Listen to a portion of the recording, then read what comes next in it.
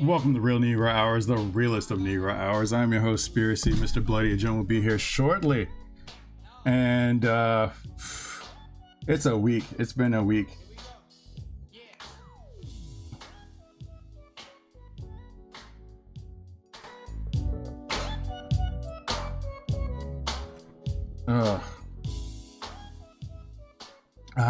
Hi, Becca. Only 6 minutes late. Fuck this week. Yes, exactly. Fuck this week.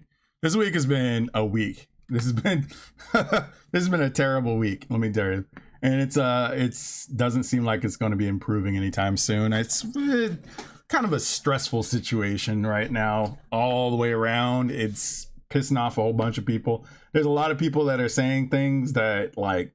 I'm like, okay, really? Are we really like this right now? That's where we're at? That's how everything's going? It can go bleed out in a dark alley in Chi-Town. Jesus. That's really harsh. That's a hard thing. So yeah, oof. I was gonna say my OBS is tripping. You want to tell me how many people are like here? Only 6 minutes late. Yeah, I had some. I found some things. I found some things that were kind of interesting that tied into a lot of the stuff we're going to talk about this week, especially the Circana stuff. And I was just kind of digging and dealing with some stuff that's going on in the household. Nothing major in the household, just having some technical difficulties home-wise. But something that I'll probably have to wind up fixing tomorrow. Things are good if it comes with stuff, yes. Are one of the topics people complaining about the hot bat summer skins or no? You're going to have to link me that. I'm looking at the, for the most part, it was the 5 or 6 people that are coming out and saying, hey, there's no grand conspiracy. Sony's not trying to do anything, or that's pretty much been the majority of my attention this week, because it's really really fascinating conversation going on. Like I did that video a couple days ago, and then there's was it Alana Pierce came out, and then Jaffe's video came out, then you saw a whole bunch of other people basically parroting the same thing. Angry Joe's being stupid, which is a day that ends in Y. No, we're not losing a house. It's just the fortunately for us, the AC is down temporarily, but fortunately it is like 79 degrees outside. So we got the windows open. I got to have somebody come over and take a look at the AC unit, but no, we're not losing a house. I still have a job. I'm still gainfully employed. We're not going through any form of like marital distress or anything like that. It's just AC. It's pissing me off because I fixed it last year and now it is having some issues, whatever. I'm thinking it's just maybe a blown fuse or something like that. I just probably have to go buy a new fuse. Just my dumbass being paranoid. Oh, no. Paranoia is actually a pretty natural state, and it keeps you on your toes. So, I mean, I get it.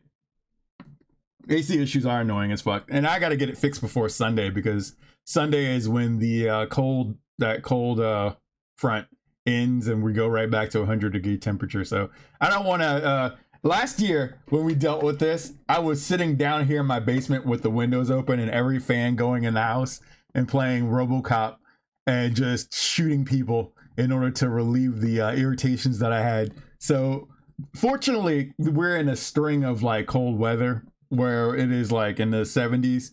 So it's not too bad, but it's really pissing me off. I sent an extreme heating and cooling site. Yeah, everyone's pissed off. I still have the portable AC unit down, like the window unit downstairs or in the garage, so I can always pull the window unit out if I need to. And we got shit tons of fans for days, so we're good. Left it on your Twitter. I'll take a look at it. Thank you. but it's going to be an interesting show. There's a lot of stuff to cover. I wanted to kind of keep it centered and focused on the non-conspiracy conspiracy angle, because mainly this reminded me, and this reminded me a lot of the Gamers Are Dead articles, where you had a bunch of people coming out and saying the same talking points over and over again to try to tell you that there's a specific narrative that needs to be pushed or something along those lines. And honestly, I thought that was kind of bullshit. Aliens. Aliens. Yes, aliens.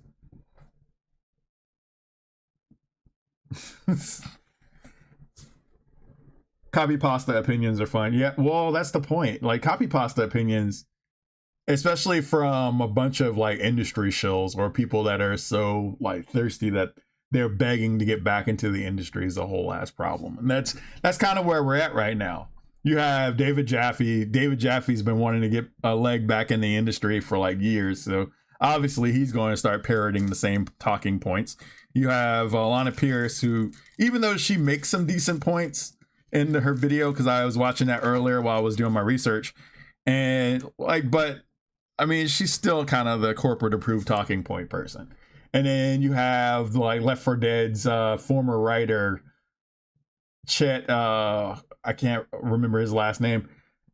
He basically was making this whole argument. It's the same as everybody else's argument. Best part about extreme heating and cooling is they have emergency service.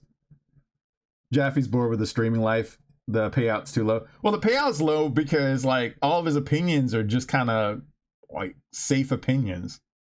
Or when he tries to be edgy, it's aimed at the wrong targets. Put it that way. Jaffe's arguments are always like kind of aimed at the it's your fault, or it's the gaming populace's issues that are the problem, and not the fact that companies are kind of ran by a bunch of bean counting assholes.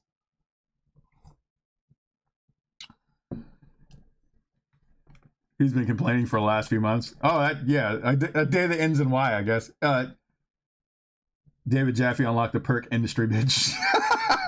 I put the Fortnite skins thing in podcast topics, and I understand if it's too long to cover. They can't even play a video game. Why'd he even fucking retire already? Well, the reason why he didn't retire is because he knows he wants to get back in there. He wants to be back in that life, but because of his skin color and because of his genitals and like his sexual orientation, he's not going to be back in the industry because they're well, I guess things are kind of changing back. But the male, pale, and stale thing is in full effect. And that's probably the main reason why they don't want him involved in there. I'm going to look at podcast topics real quick. Citizen Vigilante. GTA pre-order prices. Let me scroll down here. Oh, okay. Okay. Well, I'll tell you what. Since I'm waiting for Mr. Bloody to pop in, let's talk about that. We'll talk about the Fortnite skins for a minute. He hasn't retired because he'll die if he does. Isn't he a groomer who trains his kid? Well, that's a whole nother matter into itself. But yeah, that was kind of a weird situation. Here, we're gonna hop in this real quick.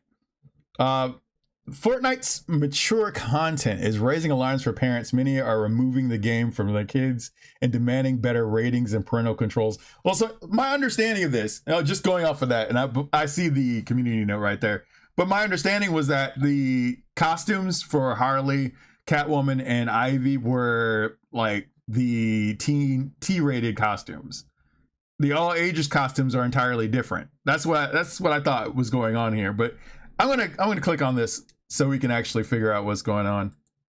Now, as a parent, my whole view, especially with any of this, is like my kids are too young for this. Like if you guys are watching visually, like Poison Ivy, she is scantily clad. As an adult, I'm unfazed by it. It depends on the age of the kid, you know, like, okay, yeah, it's not going to be like if you're 17, 16 years old, not a big deal. It's a teen rated game overall. And learning this, I went and immediately just deleted Fortnite from my kids' consoles. So for the age ranges, I have one 12-year-old as the oldest, who I'm like, yeah, I think you're okay to play it. She's a girl, like I'm not worried about her.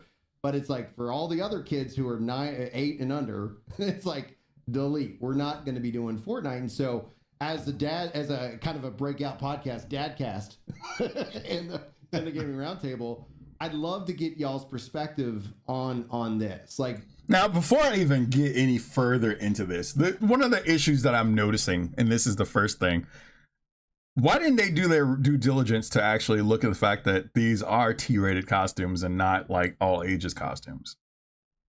Why did they just look at this and proceed to immediately jump the gun to that?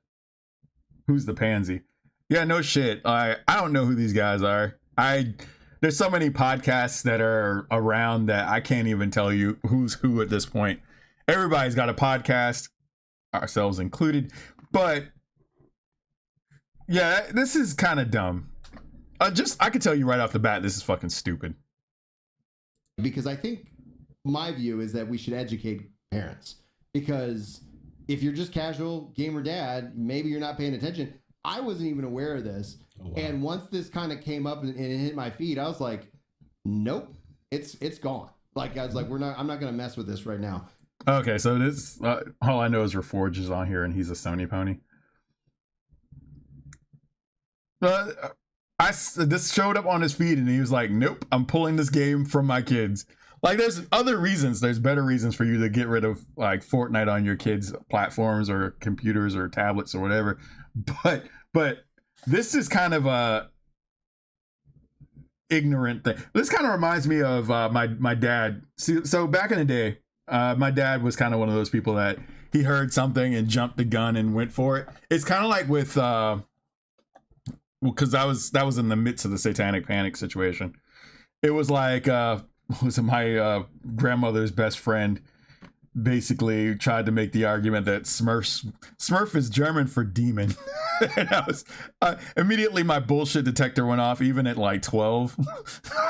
I think it was like 11 or 12 when she said that. And I was like, my bullshit detector went off immediately.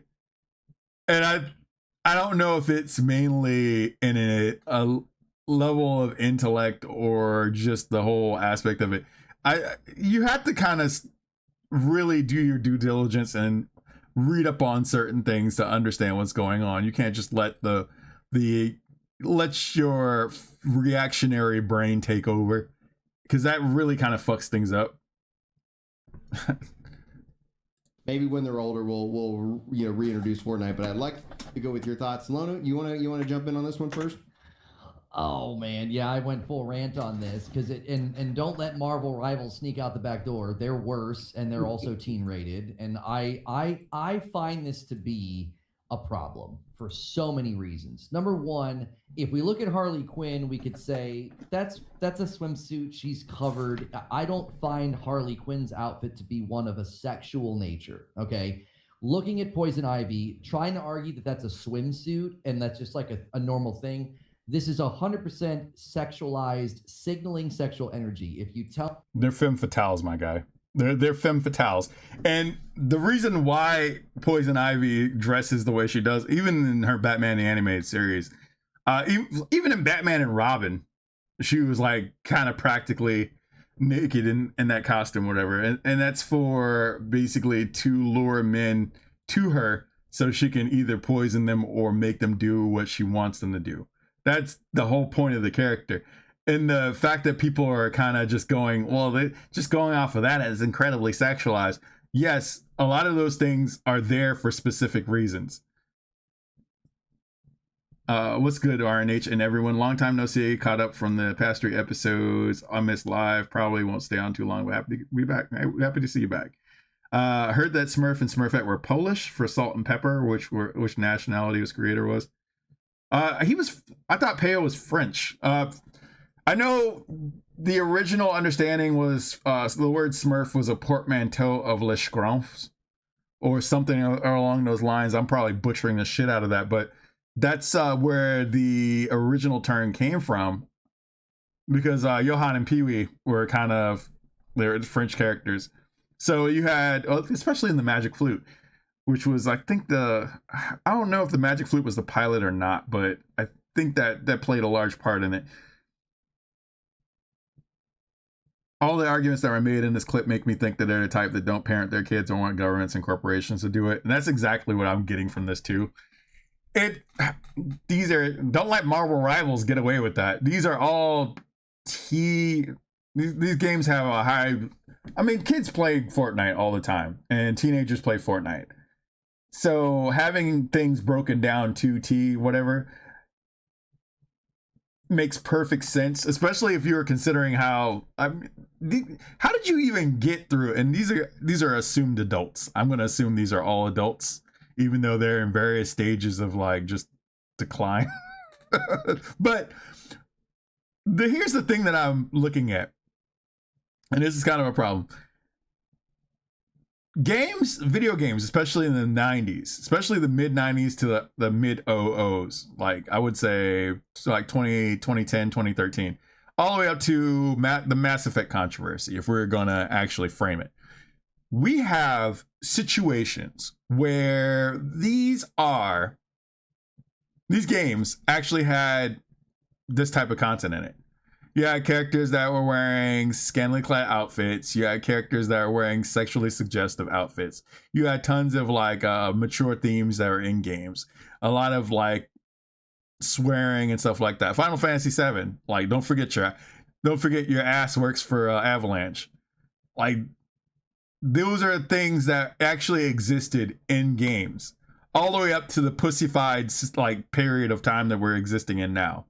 So now you're going to tell me, with everything that's been going on, all the stuff, all the way up to that point, that this is a fucking problem. If they're adults, they had to have grown up in the 2000s. Where this was the norm. Exactly. That's the point I'm trying to make here. If this is the issue, if the issue is the fact that this costume is bothering or people, especially these supposed men, I'm allegedly male. They're allegedly. If this bothers them that much, then where was this outrage like back before 2010? Where was this outrage before all this other stuff? They look like they're a bunch of men that are just peacocking in order to pretty much like make a whole bunch of women that won't fuck them like happy, which is the driving factor. Excuse me, sir. What do you mean? What do I mean? The women I paid, they love me. The Bugman's dilemma fallacy. The Bugman's dilemma. Hold on a second. Hold on. I'm having technical difficulties real quick. Let me boot you up again. There we go. I apologize, sir. I'm so sorry. No. I gotta allow that. Sean, their F slurs, it explains why they have issues with women. Another podcast I listened to brought up that they likely raised kids during the MCU generation, which didn't focus on sex appeal at all. Well, that's the reason why I was watching Jester Bell's video on that, where Mystique's new costume in Avengers Doomsday looks like fucking garbage. Oh, why you gotta bring up that new costume? That body. Listen, I know Rebecca remains Stamos. Can we call her that still? Can we call her that? But I know she's gotten older. But like Mystique, you could have put her in the original OG costume from like X-Men. Well, it was a slinky dress, and it actually covers up most of like whatever she's trying to show off. If Rebecca Romaine is that like. Wall affected. Go ahead. Wall affected is what I was going to use. If the wall came for got her, Humpty Dumpty. She likes her oatmeal lumpy. Oh, listen, Rebecca Romaine Stamos is a fine woman. I mean, John Stamos thought so. Until he didn't. Bitch, be gone. Have mercy. Nigga looked at her and just said, "Lord, have mercy," and just have mercy. her away like an ant. They could always just not buy the skin. Well, that's the whole point, isn't it? Well, no. You have to understand, Spiracy. Have you met these dejected children? These bugmen? Listen, they have been raised as bugmen. Listen, I listened to Vouch explain to me how inner city violence is compared to Marvel universe rules. You Oh see? my god. Oh my god. I'm glad he fell the fuck off. Those goblins really kind of fucked his whole game up. It's just like Shigo came by and just touched this nigga and cursed him. But no. Go ahead. Well, that was the thing. Is like these alleged men. I'm gonna these G men. these alleged men. To me, my gay men.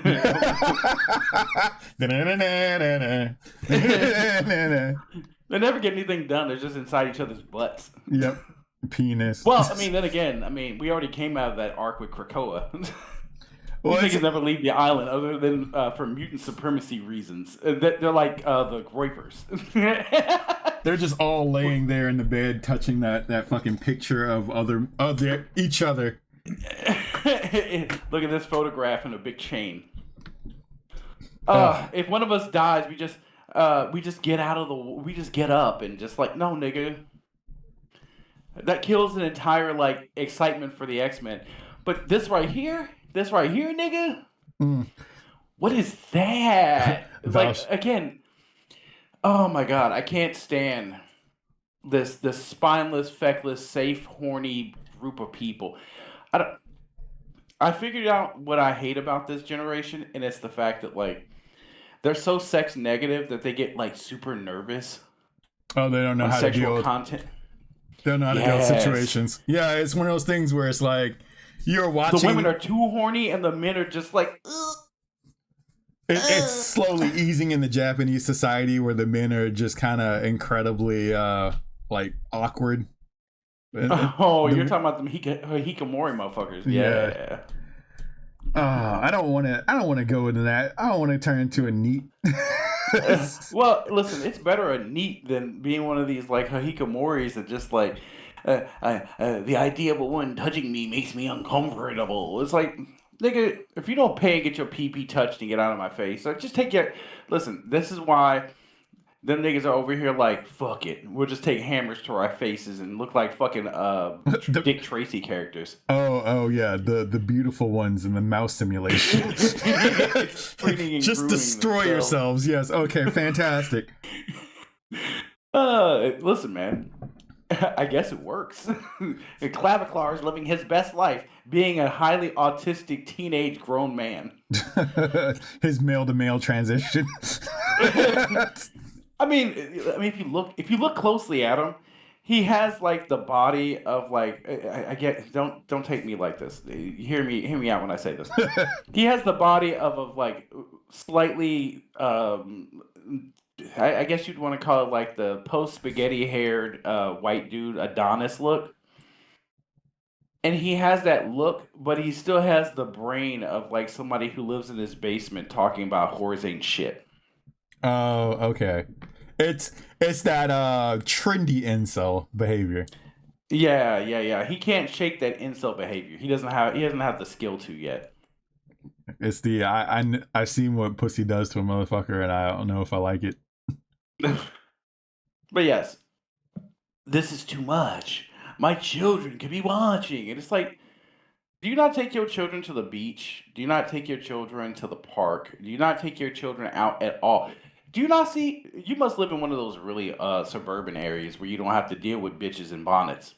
Going to the beach or going to like a splash park or like any of that shit, you're going to see things that you might not be comfortable with, and you're gonna have to fucking live with that shit because that's how society works. Right? I mean, but I don't think he's ready for that. I don't think he's prepared for that. Did they never go to Walmart? Christ. It's like, I go to Walmart and I regret it every goddamn time. Like, where are you from? Utah? See, that's why I go to the white neighborhood Walmarts where you see less of that. That's real fucked up. I don't like that. I knew that was going to get a reaction. How dare you shake diversity? If listen, I'm not trying to see some. Christopher Nolan didn't put Bronze Age Black Witch. Ugh. in the Odyssey for you to duck it. I do find it funny that again, the Odyssey and He-Man have taught me a great lesson. It's like if you're okay with these things, and you'll get more of them. You'll be very happy about that. But if it turns out that you don't like those things, well, you let it go. You let the nigga skeet on you. So, Who are you, Drake? I just let a man pee on my leg. So what? What's the big problem about this? Why don't you go beat that nigga up? Fight him? No. If you let a nigga skeet on you once, don't be mad if they turn you into a bukkake session. That's all I'm saying. Oh, that's the line, huh? Yeah. Well, and we're on YouTube tonight. So everyone in here is hard as a motherfucker. It's gonna be real tonight. Like it's like we were talking earlier, and I was like, you know what? I'm in my I don't fucking care anymore phase. It really is. If it burns, it burns. If he dies, he dies.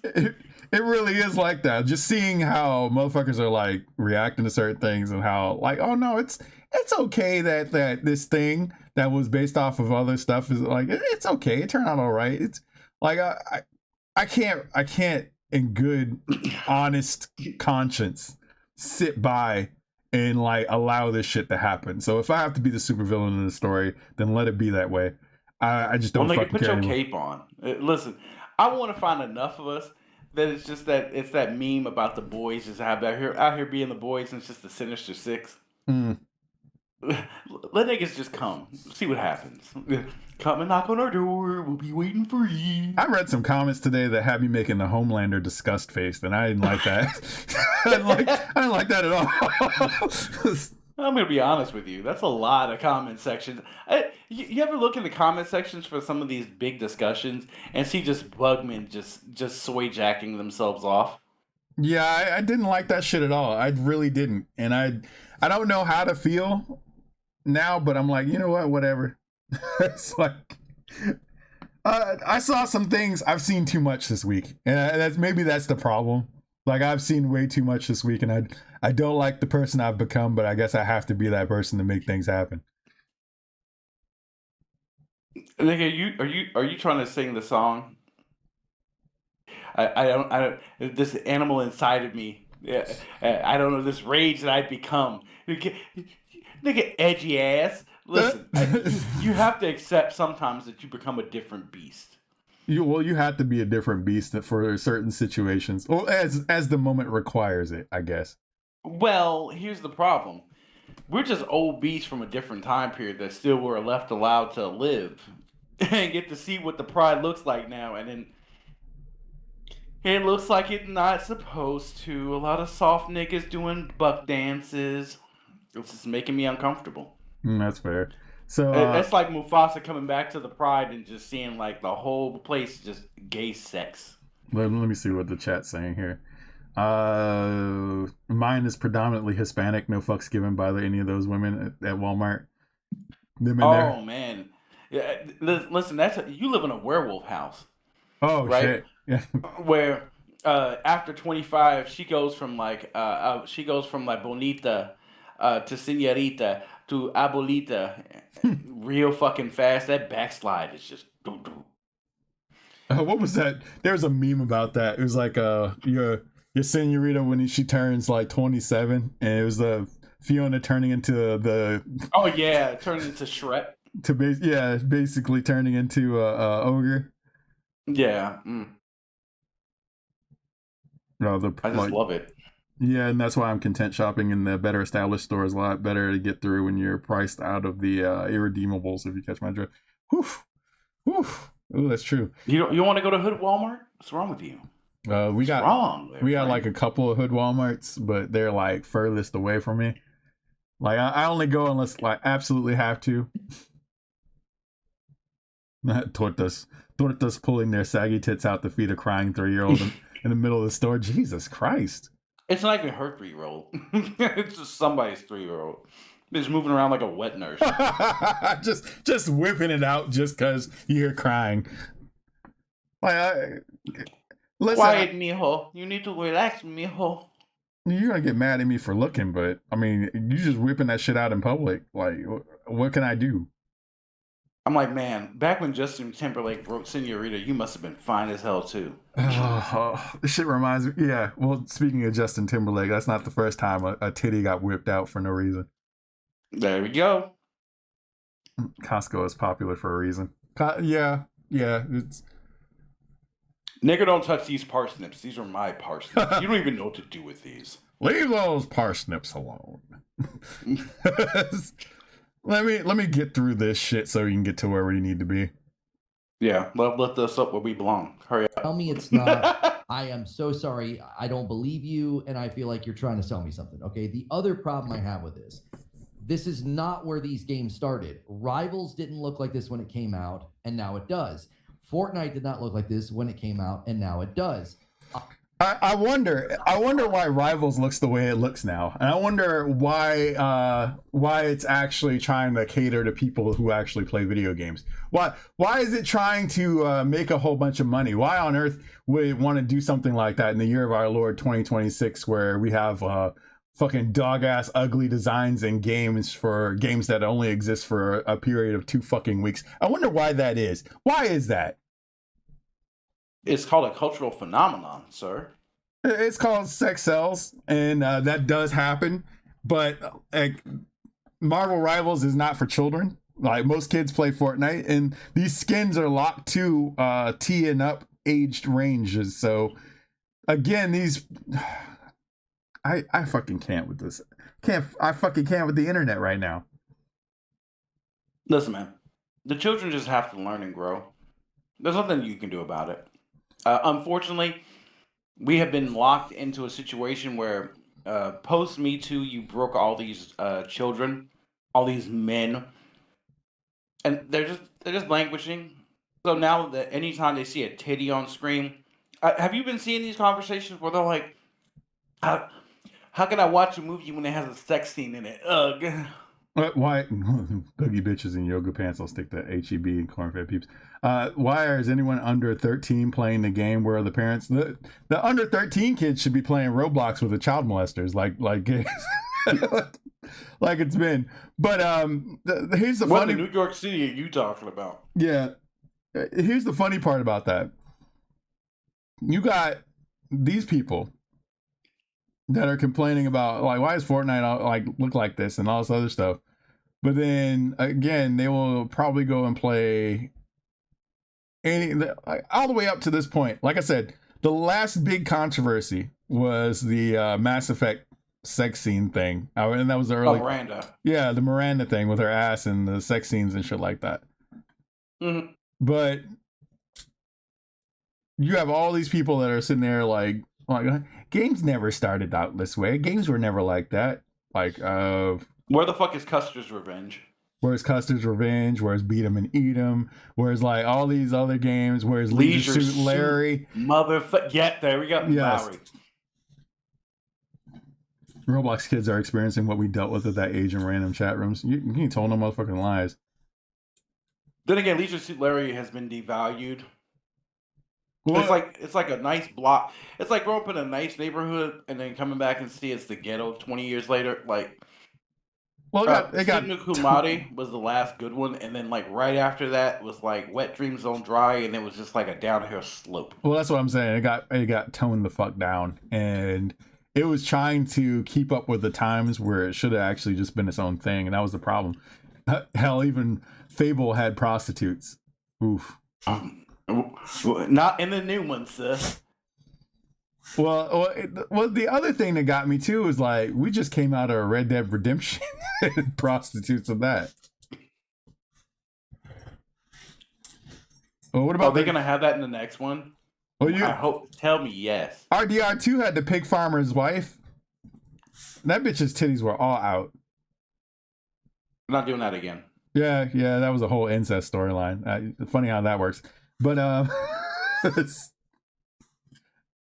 let me.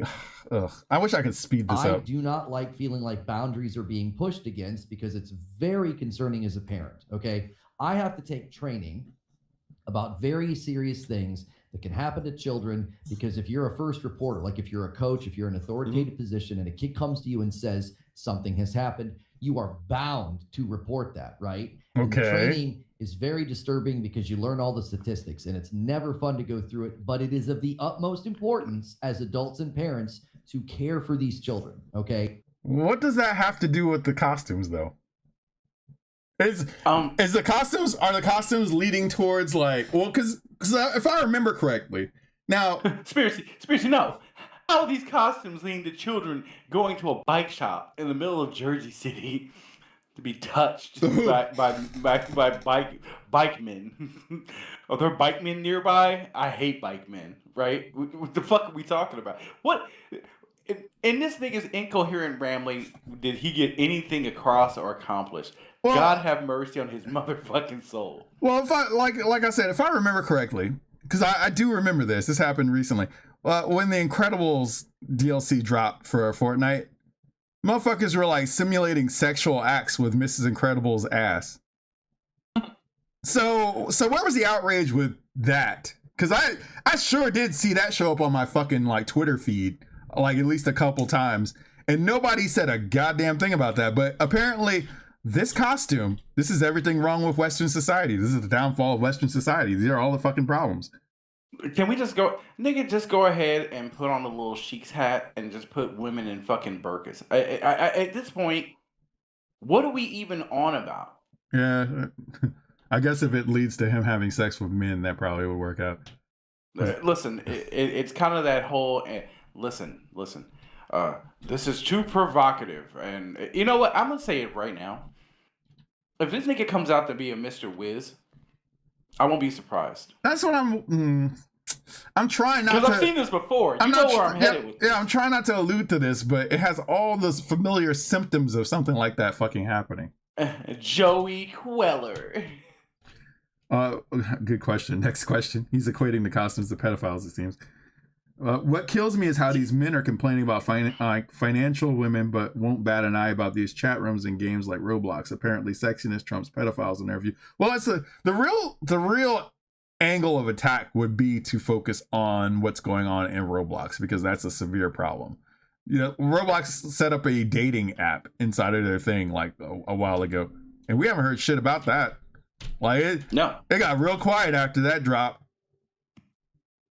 Well, it's just oops, all pedophiles. I thought you were 13. That's what I'm saying. It's like okay, so we're just going to we're going to ignore that fact, but like a T-rated costume change, because like I've seen the all ages versions of these costumes, and they're nowhere near as sexual as these are. These are for a reason, because like teenage boys, yeah, that's the type of shit you're going to deal with. You go to the beach, you go out to like something, or just an event or something like that. Like what was it? Was it the Dallas Rodeo or whatever? Was a thing or whatever? Or you go to like Mardi Gras, or you go to Freaknik. Well, those things probably don't exist anymore. Like Freaknik. Yeah, the Houston Rodeo. Yeah, the Houston Rodeo. You heard Foreman talk about that. Yeah, I was gonna say motherfuckers were like catching strains of herpes and shit. Come on into the rodeo, and you just come down there and nigga just breathing airborne herpes. Jesus. It's gone protein. It's in my bones. It went from liquid to gas. It's in my bones. Do these people even discuss puberty when their kids hit teenage years? Well, that's those conversations. The internet will teach them. Yeah, those conversations get avoided because it's too awkward. But they will they'll let them teach that shit in school, on top of like gender identity and also like cutting your penis off and pretending that you're a female. But those are things that we tend to ignore in society, because obviously things are too bad anyway. So we might as well just let society decline because some brown child somewhere in the world is crying. Well, I feel like this is the lowest bar. This is a slippery slope fallacy from these guys, especially because it's like, well, if you start here with having civilization in the video game, you see, it ends with you getting kidnapped and touched by a man in a bike shop. It's like, how the fuck do you equate that? They won't let me out of the back room. He wants to play Tarzan. Help me. Back rooms, you say? The back rooms, indeed. Back shot rooms. Yes, indeed. Captain Carl over here wants to touch my penis. The rodeo used to be classy for classy house. Yes. Well, that's... Oh, you mean you don't have to be lonely? Onlyfarmers.com girls. Is that what you're gonna tell me? Yeah, you got those girls with the the tied up shirts with the Daisy Dukes outfit on. Looking like Daisy Duke. Yeah, that's... got them rough ass stump puller fingers. Yeah, not very clean and jerking behind the building. Not very good for hand jobs, but it's what it's needed for the situation. Bitch, your calluses are cutting me. Buckle bunnies are a different breed. Buckle bunnies is not what I was expecting. I was not expecting it. Now it's in my brain now. Yep, it's in the vernacular now. It's real. A mud shark or a buckle bunny? I can't tell. These buckle bunnies are out here trying to touch my penis. But no, these guys are the lowest bar out here. Like, we did something. We banned this. We got this thing banned. We did something. These are the people that vote for the Kids Act, thinking they're doing something. Yep. We're striking a blow for the rights of parents everywhere. Like, motherfucker, put your parental controls on your router and shut the fuck up. You're no better than the rest of us.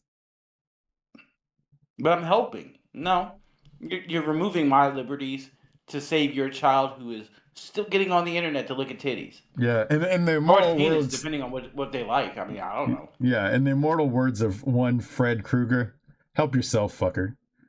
Mm-hmm. Can't stand it. Every self-righteous asshole thinks he's on a crusade. Reforge, we're winning and teaching. That'll teach them chudes. God. Oof.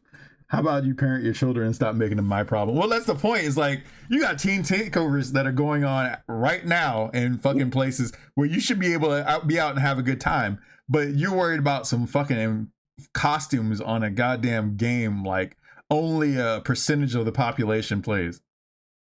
If only there were an equalizer to take care of these problems. Well, Paul Kearnsey. Go through the city. I was thinking the same thing, but I didn't want to overstep my YouTube bounds. Listen, we had a greater discussion about, did you know that Kitty Pryde is more known than the Punisher? And I'm like, what? Yeah, that was a conversation on the internet. I'm like, oh, you mean the Punisher, the man that went through cities and aired that shit out? You mean the Punisher who actually had like 4 movies and a TV series, and Kitty Pryde has a video game. Kitty Pryde has an appearance on X3 by a woman that's now a man, allegedly. Mm-hmm. But I mean, Kitty Pryde, that one scene that's a meme forever. I'm the juggernaut, bitch. Yeah, okay. Yeah. Well, Jesus Christ! See, this is the trash taste generation. Oh, that's right. Yeah, these motherfuckers, like, they're only into things because they're popular at the moment, and therefore they have to put their little shitty opinions in the whole thing just to make it known or whatever. The only motherfuckers that live in Japan and are anti-fucking Japan people. Get the fuck out of here. Go live in the Middle East or some shit like that. Get thrown from a building or something. I saw you were on a binder. No, that wasn't me. Can you fly, Mahmood? I've never seen you touch another man, but I'm going to assume that you are gay, so I therefore will give you the Viking funeral you deserve. Viking funeral. 16 stones on a dead man's chest, I see. Yo ho ho, and a ball will come. Thanks, Lord. Anyway. But yeah, I mean, these are all grown men who are just like denying biology and sexual reality. All for the sake of like protecting kids. Yes. When you see women walk through the mall with more on than this. Like, have you seen them? I've seen them. I mean, then again, you got women that look like Dank DeMoss walking around looking like woolly mammoths. That's really what it is. You have those Dank DeMoss size women that are wearing what Poison Ivy's wearing in this image right here. And like that's I didn't need to see that shit. I don't need to walk out of the house like that. But I've seen it's funny too, because summertime is usually when you start to see, especially when I worked at Target, which is right by the college. And women were walking out the house going into Target dressed like this. And I'm like, this job pays like ass, but at least I get a show every time I go to work. Don't touch them though. Yeah, don't let them know you're watching, and don't touch them, or else you'll get me too to shit. Because I was working at Target in 2020, so. Well, Spiracy, you're black, right? They'll give you a pass because Black Lives Matter and shit. You know what I'm saying? I thought you said Black Lives Matter, because that's where my head is at right now. Oh, you can touch me. You smell like scabies and filthy vagina. Is your pH off? I need one of those little dipsticks like you go to the pool with. I don't need it. Yeah, you got coworkers over here. I need it. No, there's a lot of women that worked at Target I got hit on a lot at Target too by like upper management. I don't know what the fuck that's about. Like every time I get a job, especially when in retail, I got hit on by like upper management. It's always women in power. This nigga looks like a. Listen, Cisco. Whatever Janeway's trying to do to you on this farm, but I'm free. Give me your freedom papers. You're never leaving. God damn. Love me, nigga. God damn. What's good, niggas? Just got the notification anyway. My 4th year anniversary is tomorrow. Congratulations. 4th year? Bro, has it been that long? It's been 10 for me, so I mean that's This nigga got married when the Isley brothers were still alive. Oof. I got married in 2016, which is funny. Like the Isley brothers were still putting out music. Like somewhere, where's that one was? Yeah, somewhere in the midst of all the bullshit that was going on in 2016, I had time to get married. Crazy. Ball of cum, not to be confused with pony. The pony cum jar, right? Right? Like, well, listen, some chapters of the internet just need to stay stuck together and buried at the bottom of the ocean. You took that to a place where I was not expecting. Well, I mean, listen, she hangs around Johnny, and she's seen the dregs of the internet. I think it makes her read those Reddit stories. So she's heard and seen worse in her mind. That's true. That's true. I'm tortured by the damn imagine. If I only imagine a toy inside a jar. No, I think not. Please, seek help. Imagine she's got the penis. Fuck you. But no, I listen. I'm very bothered about seeing 3 whole vaginas like this without an OnlyFans sticker or a Fansly sticker in the right. It's 4. It's 4, and they're led by the head clitoris over here, which is the guy at the very top. I'll form the top. Let's roll out and make it happen. Yeah. Yeah, you got the Keith piloting the Black Lion over here. I'm just saying, like, every single time that I have to think about this fact, there are podcasts out there. What did they say? There's always gonna be a podcast somewhere. Yeah. I like to believe that we're the archetype for some of that. I think we've actually forged a lot of paths for people's podcast options. I think the injection of humor and most of the dialogue and discussion really does help along this show's popularity. The only way that we can go any further is just to have one of us be a designated "Why are you gay?" moment with like was it A-Trace every week? Yeah, well, it's the funny part about that too is that that soundbite thing I sent you about the preacher. Oh, yes. That shit was spicy. I was like, I don't know if we can get away with after that. Why did Sean send me that? It's like, y'all niggas need to get a job. I was like, whew. Isn't he the same preacher that was over here just letting them have it, like Yes. all throughout Black History Month? Absolutely, he was. Listen, man, that equalizer going from white to black still didn't change the mission. Sorry. I mean, did not care at all. You know what? That congregation was over it just like, yes, sir. I'm like, Jesus, how the fuck you amass an entire congregation of stink meaners and motherfucking Uncle Ruckuses? Like, how did you do this?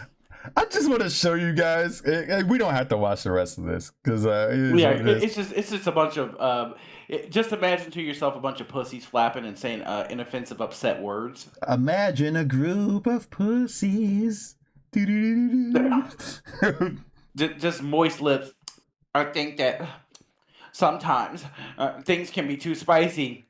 Like, sir, can you just get fucked and get out of my face? I ain't seen this many bitches in one place since we had the whole SNK like boycott situation that happened back at the beginning of it.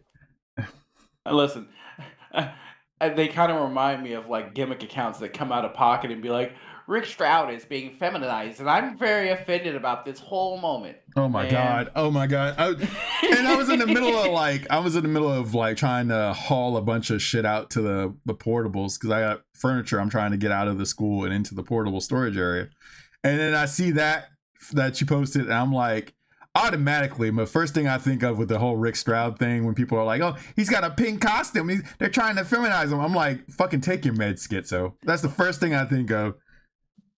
Secondly, I'm gonna take it there. You motherfucking racist. Have you never been to Arizona? Have you ever been to have you seen a group of Mexicans? I'm sorry. This isn't a movie set. This isn't Christopher Nolan. Have you seen a group of Native Americans? Have you seen the colors that they wear? I've seen Lou Diamond Phillips in Vision Quest.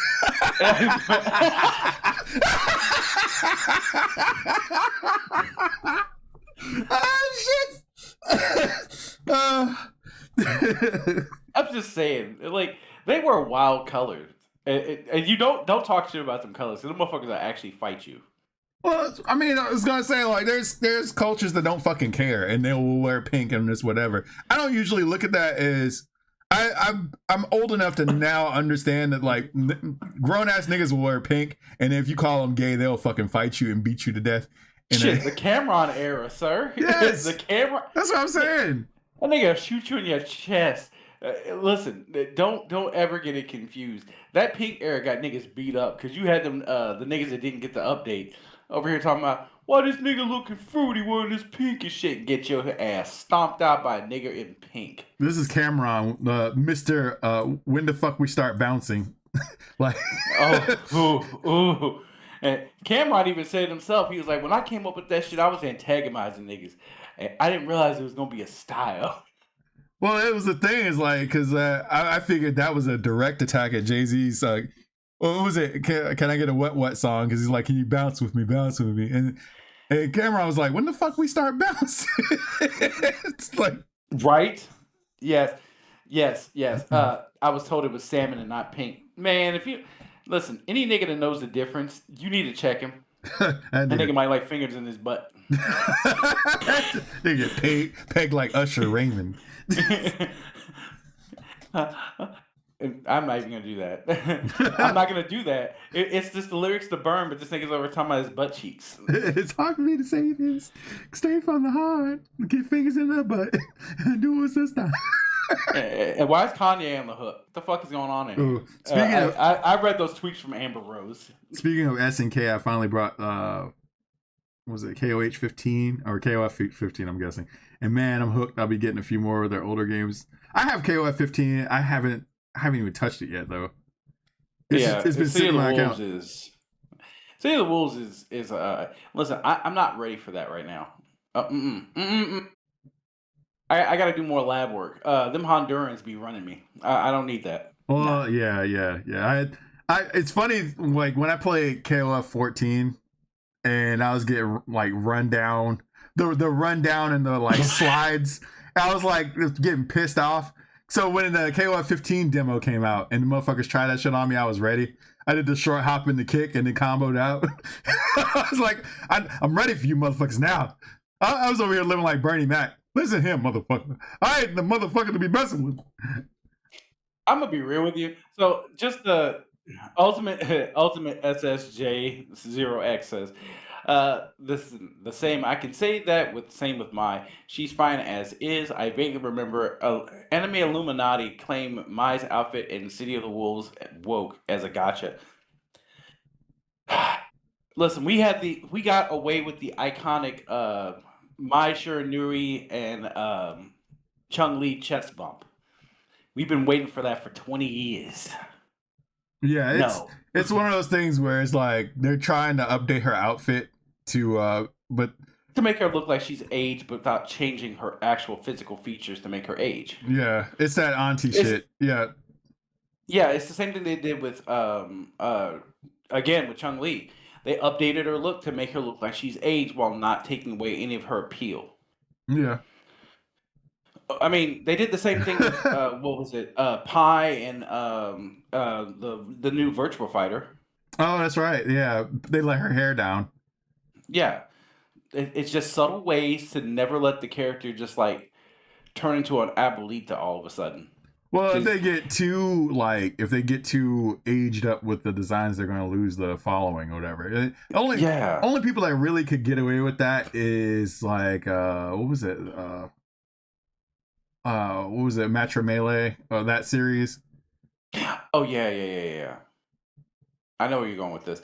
I mean, there's a lot of series actually that you can age up the characters and people wouldn't care. Yeah. It's just when you start adding age lines on characters that were always pretty, whatever, it becomes a problem. So that's usually where people get a little weird about stuff like that. It's magenta actually, and I'm half gay, so I can say it. All of Camelot can pull me out. Niggas having too much power. Kanye wrote about you. They're the daywalkers of gay. I get to go home to my wife and say this nigga's pretty. What you gonna do about it, nigga? And you're at work fucking this man for dominance and then going home to your wife. What are you, a Spartan? It's not gay if I make him lay down. I don't fuck for love, I fuck for dominance.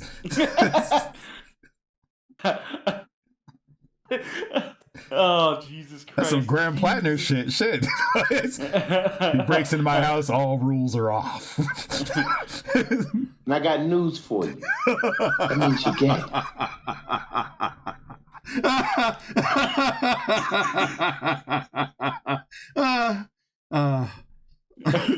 Lay down and stay down.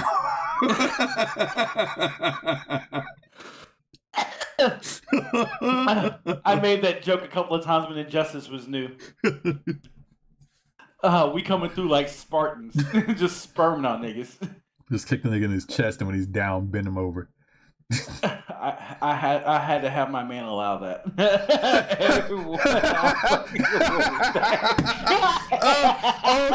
Okay, the Yujiro Hanma defense.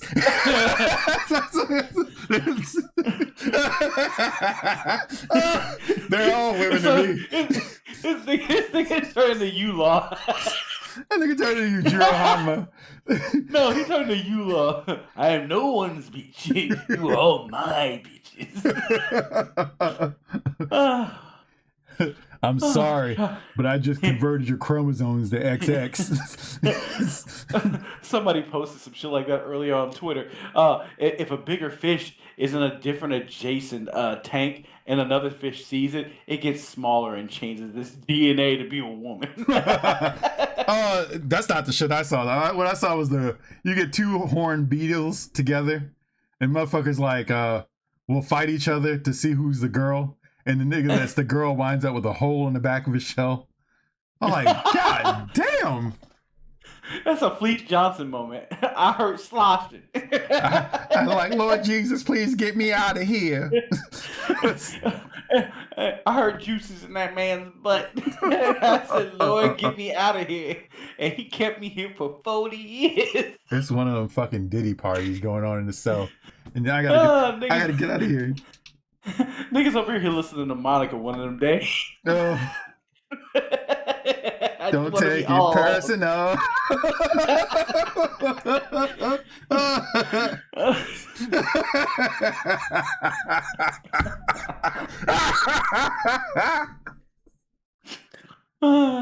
Fuck this noise. Let's get to work. Oh God. Okay, so Beetle, I'm a warrior. I'm a booty warrior. How the fuck you do that? Everyone in here is a woman to me.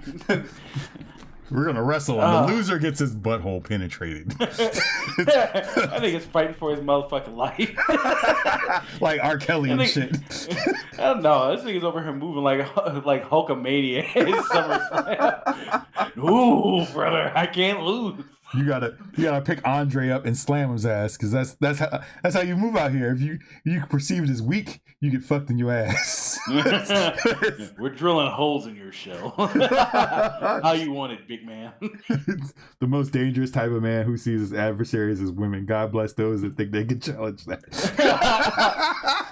Damn, it takes me back to like, what was that, 2023 or 24? The dude that was over talking about, hey, you. What was the little dude's name that was talking shit for the DNC? There's Dean Withers and the other guy. Oh, Harry Sisson. Yeah. If might make right, I'd make all of you my boys. I was like, nigga, you don't say that on the live internet with your face out here. Make these young men my concubines. It's like, you're all my sleeves. It's like, society how you breaks turn down. an old boy from like This how is you turn an old boy Danny McBride. Just slide right in there now. If society breaks down, these niggas are bitches. You're gonna have to live with niggas it. got him on a pup chain. Is that Channing Tatum? Jesus Christ, in a gimp mask, no less.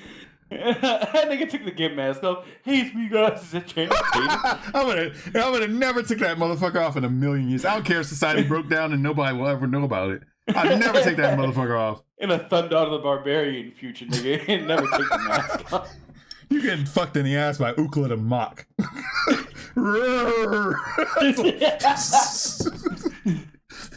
I'm just keeping the mask on. I don't want to take it off no more. I don't want God to see me without this mask on. Jesus Christ. Anyway, let's get. Speaking of pussies. Yeah. So let's start here. Oh, hold on a second. I gotta check something real quick. Yeah, you go ahead. Apparently, the chat in the side like fucking disappears because of this stupid ass shit. That's fine. That's fine. It's fine. It'll come back. Don't worry about it. Yeah, Pulp Fiction style, no less. Yeah, it'll come back. It's funny that just kind of disappears or refreshes. It clears the chat for all the things that could be naughty in there. I don't need that. I guess that's our saving grace, so the AI bot can't tell on us. So we just had 100 like fucking chat things or whatever. I like seeing the 100 chat thing award thing pop up. Excited for it. It's like, okay, we know we're doing something here. But the nigga got excited like a fat bitch at a Lane Bryant's, and they had a sale that day. Like a Ross dress for less. Damn, that takes me back. Hey, girl, go crazy with this BOGO money. I'll be in the card. Oh, you could be in a torrid. You can be living the best life possible. You chose Ross dress for less. Okay. You can go mad with your money. That's like a step below a TJ Maxx Mexican shop here. At least Torrid has classy wares for bigger girls. Ross is over here just putting you in a fucking South Pole moo-moo. How do I know? And niggas ain't heard of South Pole in 20 years. How do I know that, you may ask? Well, I've been a lot of places and I've seen a lot of faces. That nigga has friends in low places. Look at him. Speaking of scrotum low, right? Uh, Lower than a worm's nutsack. Then we have this man right here. Yes, this is Chet Falazek. I did a video covering this a couple days ago, and I figured since we're on the topic of the not conspiracy, because that's what people want you to believe.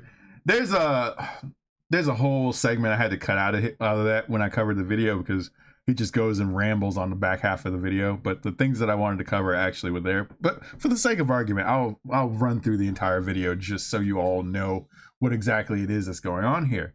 So Chet is responding to this comment about the technology to make 1 terabyte and 10 terabyte disks exist. There just needs to be updated disk drives to make them work, which I understand where this guy's coming from, where he's trying to say that like the storage options are there.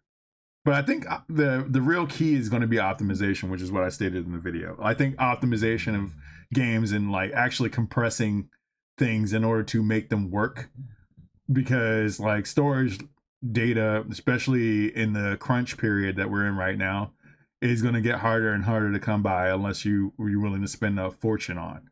So making it easier on the consumer would be easier for everybody in the entire ecosystem. But you got a lot of these motherfuckers that they're in this the reasoning that we need to just say fuck you and we'll just give you whatever you want and you're just gonna lap it up and enjoy it. And I've seen a lot of people just kind of like shut up and take it, but then the moment you actually have something to say about this, or you have a problem with this, or you're irritated about Listen, bud, why do you care? Yes. Why does it affect you?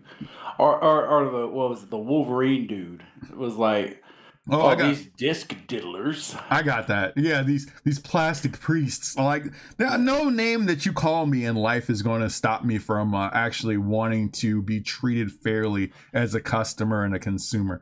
Like, you can sit there and whine and bitch and moan about all this shit or whatever. You still suck dick for free, nigga. Like, I don't even want to. I want to hear a word comes out of your mouth. But we'll You get are to the him. Diane Yap of the world. You suck dick for free, and niggas won't even claim you. That's what I'm saying. It's like, you're behind that. They're not paying you. You're in the dumpster behind the Wendy's just giving it all away. It's just a mouth through a hole. You don't even get the recognition that you deserve for being king cocksucker. You have a problem. You have an addiction. You need to stop yourself. I mean, I'm just, but yes, the minute that I'm gonna say something serious, Steven moment. The minute that a nigga insults me in regards to my argument, that lets me know that you have no real argument, and you should be ignored right there. I should just, nigga, get on before you get spit on. Is my answer. That is exactly the point. And even if you make a good point, they will avoid that point just to like personally attack you. So therefore, I feel like, well, the conversation's over, and it's time for me to actually just respond in kind. Cadoodle. Yes. Nigga, I don't even need to be here. It's just skedoodle on, dude. There's nothing for me to do here. Talk to you for what? You come here to just do the same thing that a lot of the people on like political sides do, which is like, oh yeah, I know that you're trying to make a point, but I'm not going to let you make that point. I'm going to act like I don't understand that point. What is blood yapping about? What are you talking about? What are you doing? I don't talk to children, nigga. I talk to grown men. Send your father in if you can find him. Yeah, who cares, says the people who want the thing to happen. Well, exactly. Yeah, stop with the children. No. It's the fact that in this particular era, it's not the fact they want it to happen. They want you to give up. Yes, they want you. You'll never win. It is a demoralization campaign, and that's kind of the point that I wanted to make here, especially with this particular segment of the show. It's mainly a demoralization tactic to get you to give up. So we can just go on to sucking corporate dick wholesale for the next like 20 years. Again, and me and Spiracy over here like put on the motherfucking glasses. Just put on the glasses. You'll see what we're talking about. Just put on the motherfucking glasses. You can put the glasses on. You can put the Gucci suit on. Pick one.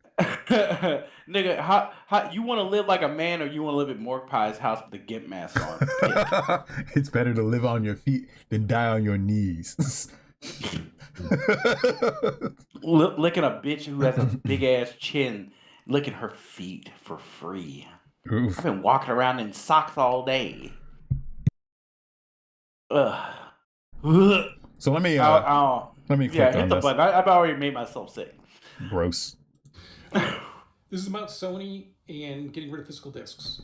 I know I jump around sometimes or I talk too fast. I'll try to go slower here because I'm going to be really, really clear. You, the consumer, have made a choice, and your choice is for digital. This person's saying, oh, well, what if they upgraded the technology? Then they could... No, I keep seeing this. Like, oh, they should do memory cards. They should do... Right now, today, the games we are talking about are available at retail today. The used games are available at retail today, and you aren't going into retail and buying them. So much so, GameStop only has 18% of their entire revenue is games, new and used. 18% of a company called GameStop that used to do nothing but sell games. Sony is showing you this stat. 85% digital last quarter of 2025. And no, it's not DLC. It's not, there's no benefit to them. Hold on, before we get into the next segment of here, but I just wanted to pause it here. Now, this 85% statistic is what they're going to lead with. A lot of these people are going to lead with this. This is the main argument that a lot of these people have. 85%, ignoring the fact that there's still a segment of people, there's still a significant segment of people that are still purchasing physical games. Now, the point that we talked about this on Signal, and we talked about this on Twitter when we were just kind of throwing stuff around. Motherfuckers are like going around saying that this 85% thing is just the key point of the argument to end the discussion entirely. But the fact of the matter is, Sony also has a large portion of their games as digital only. So they're rigging the game, and it's another segment of rigging the game, because this is something that it wasn't a stat proven. Wasn't this a stat that was proven wrong, the old man? Well, that's the whole point. Isn't that the Matt Piscatella statistic? Yes. Circana and Matt Piscatella have a big stake in this whole argument. And here's the thing, though. We talked about this before on other shows, where Sony basically had ramped down their production of their disc-based consoles while pushing the 4-1. 4-1.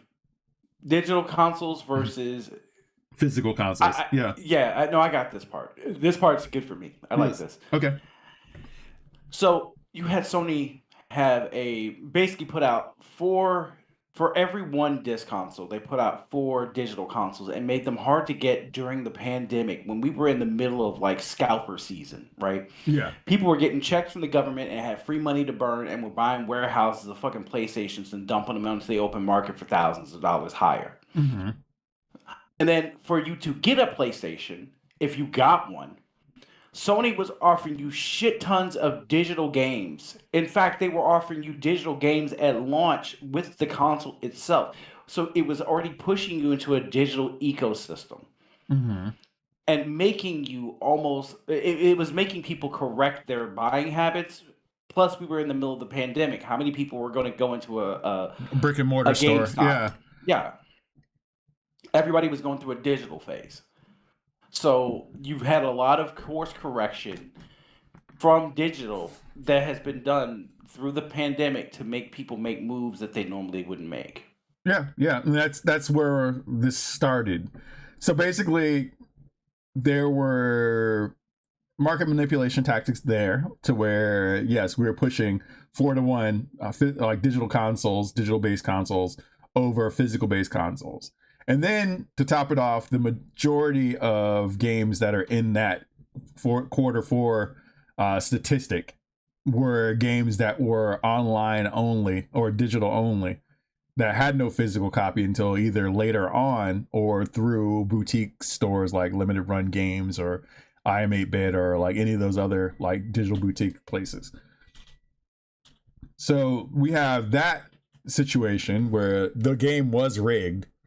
And then you have like all the other issues and Game Pass. Yeah, you have Game Pass, which is another situation where, yes, we're going to give you a digital smorgasbord to work with, and you're going to be on that all the time. But and this guy will go on to tell you that Game Pass is our fault, but Game Pass also like recently just came out where Game Pass has actually been a net negative for both developers and consumers, to where like their sales are cannibalized by Game Pass sales or Game Pass usage or whatever. And a lot of these companies that pretty much fell the fuck off and had to get made redundant basically during the great Xbox reset, they probably would have been more successful had they actually had physical releases first and then they moved into Game Pass. But I'm gonna let him lead off with this particular thing real quick before I actually address the chat. Tricking you. Why do you think someone's trying to pull something over on you? That's why when you say the words corpo and like it shows that you're not actually looking at it. So that's the point I want to get off. Why are you thinking that somebody's trying to get over on you when Sony has constantly been trying to get over on you?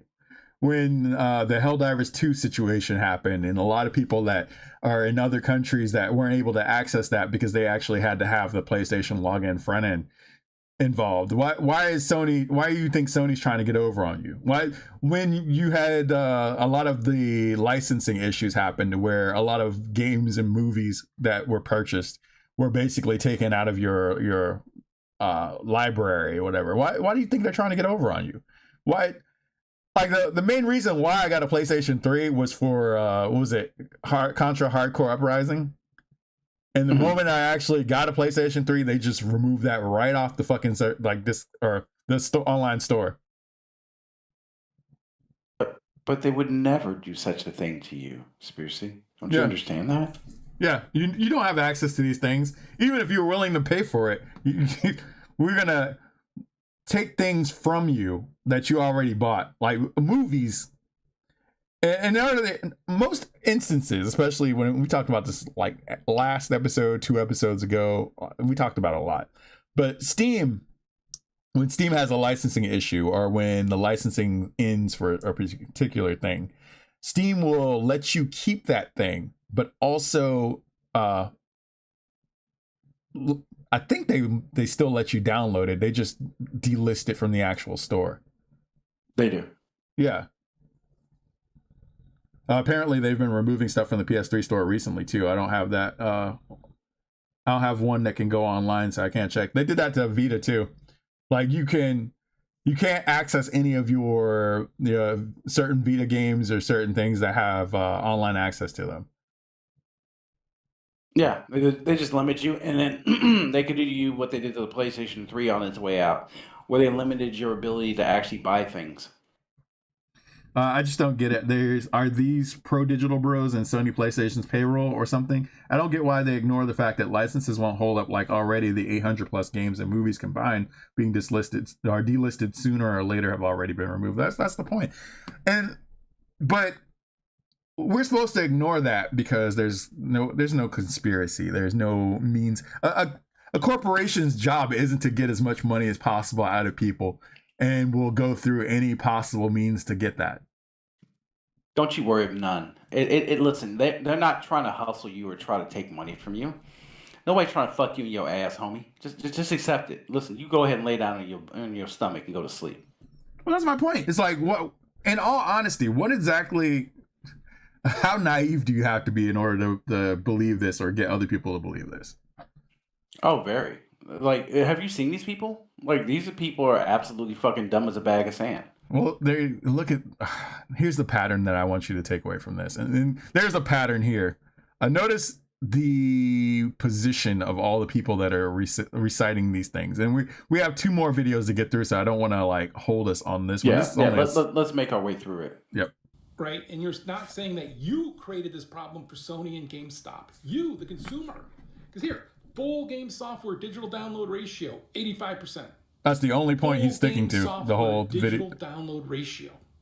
Full game. Yeah, that's the whole point that he's sticking through, by the way, is it just goes back to that. There's no additional information that comes out. This is the only thing that he uses as the argument of point, and then goes on to blame you for not going into GameStop enough times to justify that, despite the fact that Amazon actually exists and most people do get their purchases of like physical games through places like Amazon and Walmart online and Target online and other places like that. It's not that because you didn't walk into GameStop and just the GameStop, no other stores, no other places, not limited run games, not I am 8-bit, not like any of these other places. Just because you didn't walk into a GameStop, it is your fucking fault that we are now in this situation. And now we have to deal with this because despite the fact that it's your fault, you did this with your purchasing habits. You did this. There's nothing you can do to fix it.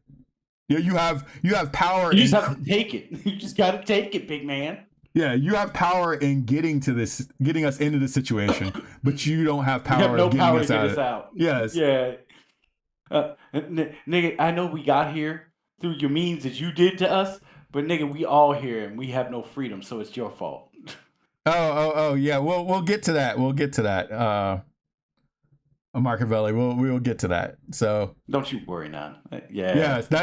That's in the chamber. Like I love this whole like put all your posts into groups thing. So now I have like I have segments. I have show segments I can work through.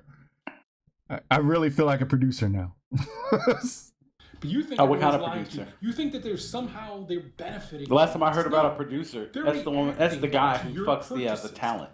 I'm just saying. Oof. I always thought you were talking about the Mel Brooks play. No, I'm talking. Yeah, something like that. Anyway, continue. You keep saying you. I'm willing to smack a hoe. Fuck this guy. Well, that's you. He's talking like DSP. You did this. You caused this problem, not me. I did right. You did wrong. That's what forced me to make the video that I made, because I looked at the quote, because what was it, pirate, or was it the Pirate Gaming Twitter thing? Yeah, Nation. Yeah, Pirate Nation posted this, and I was like, well, that's a fucked up quote. And I looked up the article that was attached to, and I was like, yeah, that's a really fucked up quote. And then it linked me to the video, and I watched the video, and I was like, nah, no fucking way I'm just gonna let this shit stand. Ain't no fucking way. Go ahead and say it. You can just say it. Not you, nigga. Ain't no motherfucking way I'm gonna sit by and let this shit stand. They had a system set up. Like, and you said, first no, and we don't like foremost, this. again, you're over here blaming. You are looking right past the entirety of everything that has been 2020 and acting as if that is just like an accident. This was all a big accident. This was all a dream. Like, 2020 happened. I don't know where people get this from. Yeah, well, I mean, we're still feeling the after effects of that. Yeah, niggas look. I don't know if you remember 2019? Everybody looked youthful and joyous. 2020 niggas look sad and sick. That's probably why I have so much gray hair now. Yeah, like I didn't have gray hair before 2020, right? It was coming in slowly. I was like, oh, I look distinguished. Now I'm over here just like, what the fuck happened to me, homie? I'm fucking battle scarred, like a time skip arc. I mean, he's not wrong on that. Yes, that is an entire point that I would love to have with people, but I just don't think they're ready to have that conversation. And this guy blaming you for this when nobody was going into GameStop. They closed GameStops early, remember? Well, they just closed, what was it, 2,200 GameStops across the country? Yeah, but like during the pandemic, right? And just to go back in time, I know this might fuck with people's brains for a hot second, but like back in 2020, you couldn't go to a GameStop. Depending on where you were, you couldn't go anywhere. Yeah, that and the fact that, like, remember in 2021 that they wouldn't let businesses stay open during certain hours of the day? Yeah, you had like, to close we just early. got back to, like, 12-hour Walmarts. Yeah, you had to shut down the hours or whatever, and you had limited access. Because I remember, what was it? It's Best Buy.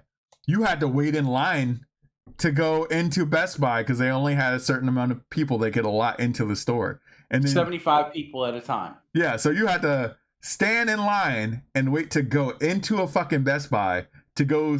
Basically, it was one of those double dare like spending spree things where you run in, get what you need, and you get the fuck out of there. Oh, supermarket. Oh, that supermarket show. Where Yes. you got to run around the supermarket like real fast. Yeah, With a diaper on your mouth. or my favorite was like restaurants where Chinese buffet restaurants open back up again, and then you had to sit there and tell the people what you wanted on your plate. So you had to look over the partition to see what type of food you wanted, and then let them know what you wanted. Like it was so fucking stupid. Only to find out years later that all the shit that they did, all the precautions, were just fucking made up on the spot. Yeah, I know I told you to put this on your face, and I told you to put like 6 of them on your face, but it didn't work. I'm sorry. I told you to stand 6 foot distance for somebody, but apparently I made that up, and it wouldn't have mattered anyway. We already just got sick. So you let this Keebler elf fucking ruin society for like... Fuck you twice. This nigga told you babies breathing on you give you AIDS. You fell for that. You get AIDS from a fucking toilet seat. Yeah. You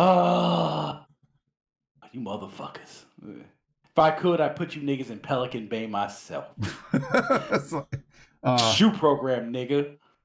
Anyway, continue. Paul Kersey, the whole lot of them. I don't know. I'm giving you the speech from Training Day. Oh, yeah. Maybe I just don't like GameStop anymore, or rather support the other stores that are more generous to me. Blaming the consumer will never end well, just like Elizabeth Banks. Yeah. Well, that's the... I mean,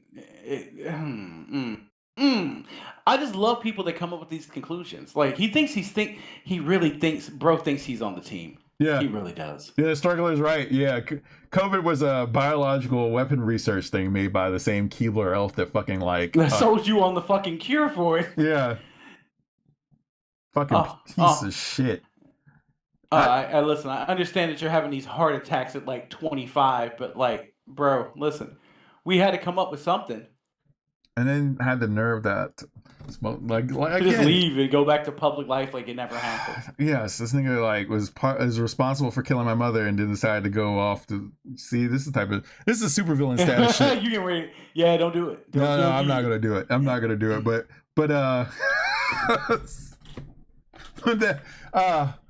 oh god, it reminded me of the Tay Diggs shit when that Stepfather reboot when I showed you when the dude was like, I killed your daddy.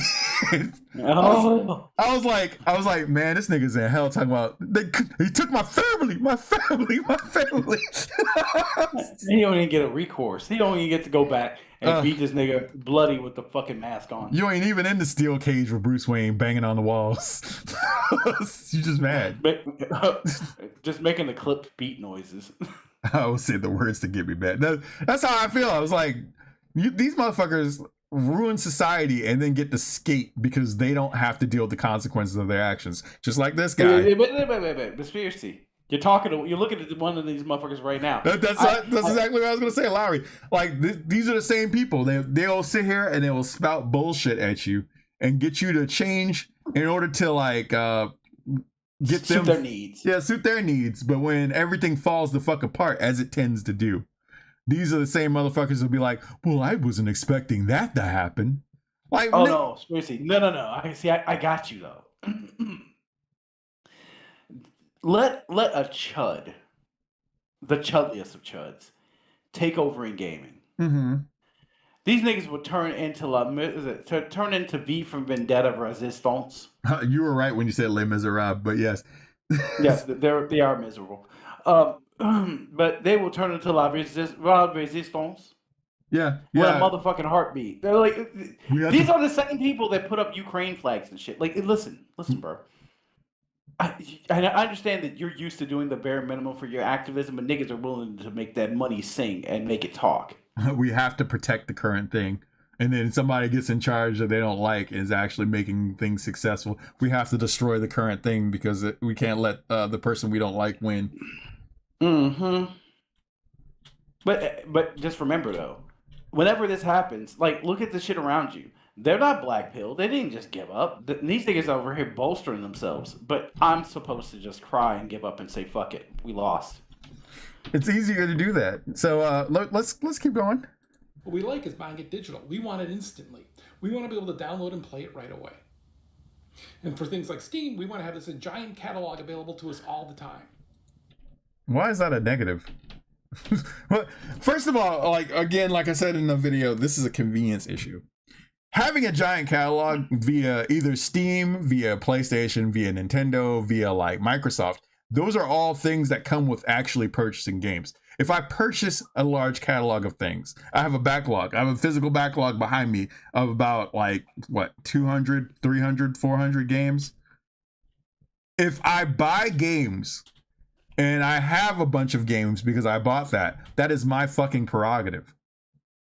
Here's the thing. Steam is a different horse. I don't understand why we keep having to have this conversation where Steam does something. None of that really fucking matters because that's Steam. Okay? Well, that's the truth of the matter. Steam is its own entity. Steam and GOG fall within the same parameters.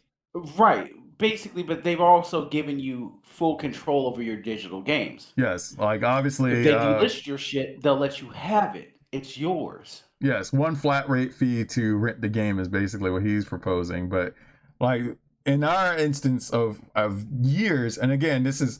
I feel like there's a sinister kind of undertone to this, to where we are trying to basically gaslight a whole generation of people. We don't care about the older generations of games, like the you and me types, the people that are old enough to actually live back in the day when you bought a game and it was your game forever. They're trying to get at the younger gamers to create a circumstance to where they are perpetually locked into this always online, always purchasing like things, always renting, never owning type of mentality. Right. That's the main thing. They seem to be aimed at trying to lie to people, because the general assumption, especially from people that fall within this thought process, the general assumption is that gamers are just kids. They don't understand that like there's 40, 50, 60-year-old gamers that exist, and probably above that have been around. Right here. Yes. Just been around. They've been around long enough to actually see the shit for what it is. I mean, my guy is what, probably around our age, a little bit older, maybe. Yeah, but he's also in the industry though. Yeah. Oh, yeah. See, you've already, I have words for niggas like this, but I'll save that for a specific one. Yeah. Don't you worry. Yeah, he's been in the industry, so like obviously he's thinking in terms of perpetuating the industry. Like it's funny because Laura Fryer has done at least about 2 or 3 videos talking about the ownership of games and the right of ownership of games, even though Laura Fryer has been in the industry, but she's smart enough to understand what it means to actually own something. Because the thing that kicked it off for her was the fact that she was playing Rock Band or Guitar Hero with her family, like, and that was the only game that grandma would come in and play. And then once she I think her Xbox died and she switched over to her other Xbox, and the downloads didn't carry over even though her account's on both of the Xboxes, and so she lost the games. So that was the inciting incident for her. So that's how she's operating. And everybody else that has lived long enough to see the rug pulls that have happened over the years from places like Sony, places like Microsoft, even Nintendo's done it from time to time. Everybody's old enough to see where that shit went and how things were going. Rent to own, buy now, pay later, installment payments for instant gratification. Yeah, that's pretty much it. Like if we create a circumstance, if we create a mentality that you just have to be okay with renting things, the next couple of generations will be locked in, and they could basically have that ability to like pull the wool over a whole generation's eyes for at least until the bottom falls out of the market. It's never really in perpetuity. It's always until the bottom falls out, and then they'll abandon everything and just leave everybody in the ashes. I mean, isn't that always the case? Yeah, it really is the whole case right there. Because that's the same thing. And I know that was supposed to put out that video that I was talking about Ollie Barter's whole thing about a crash won't solve anything. But this is the same mentality that happened in '83 with the crash. The investors, the money layer, all these other things, they were there back then too. And a lot of those people once the bottom fell out of the market, they just took their ball and they went home. I got mine and fucking walked, and the rest of us had to just deal with it. It's funny because PC gaming still stuck around after that, because a lot of those investors jumped out of the gaming industry and went straight into PC, personal computing. And they were like, well, that's the future, and that's where all our money's going to be in. So they took their money and went to something else entirely. Whereas it took people like Yamauchi and Nintendo to basically rebuild the gaming industry from the ground up. I mean, isn't that always the case? Yeah. I mean, it really is. Like, I'm gonna let it roll for a little bit longer, and then he's gonna get into Babbletown. But Oh, nigga, so bad. anybody who's reporting software sales right now and they're doing digital and retail, they're all underreporting. They're all underreporting because they're not reporting Steam. Let's not even get into mobile. And what was Game Pass? Game Pass was digital only. You, as a consumer, have forced the large corporation's hand, and you've told them, stop with retail. Right? Because Sony's got to make a system that's not going to come out for 2 years, and then it's going to live for like 10 or 15 years after that. And they can look at these trends. Look at these trends. Where are they going? They're going to digital. They're going to digital because that's where the consumer's going. That's where you're going. None of these companies are working with the government to steal your rights. None of them, there's no big cabal of evil that's plotting. You as consumers are choosing the easiest route to purchase your games. That's how I do it as well, because it's super easy and convenient. And for that, these companies are changing how they behave. And that was the power, and that's how the power you chose to use gets expressed back to you. Oh, and I just want to end it with this.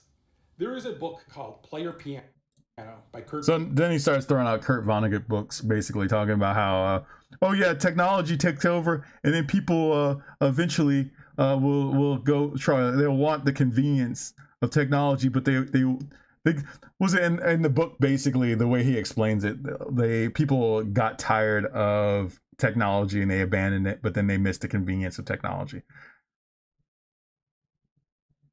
It's like, Nigga, why are we bringing up Kurt Vonnegut in well, a discussion about consumer rights and consumer habits? well, the funny thing is then you have Frank Herbert's take on it with the Butlerian jihad, but I mean, we don't want to talk about that discussion. No, we don't.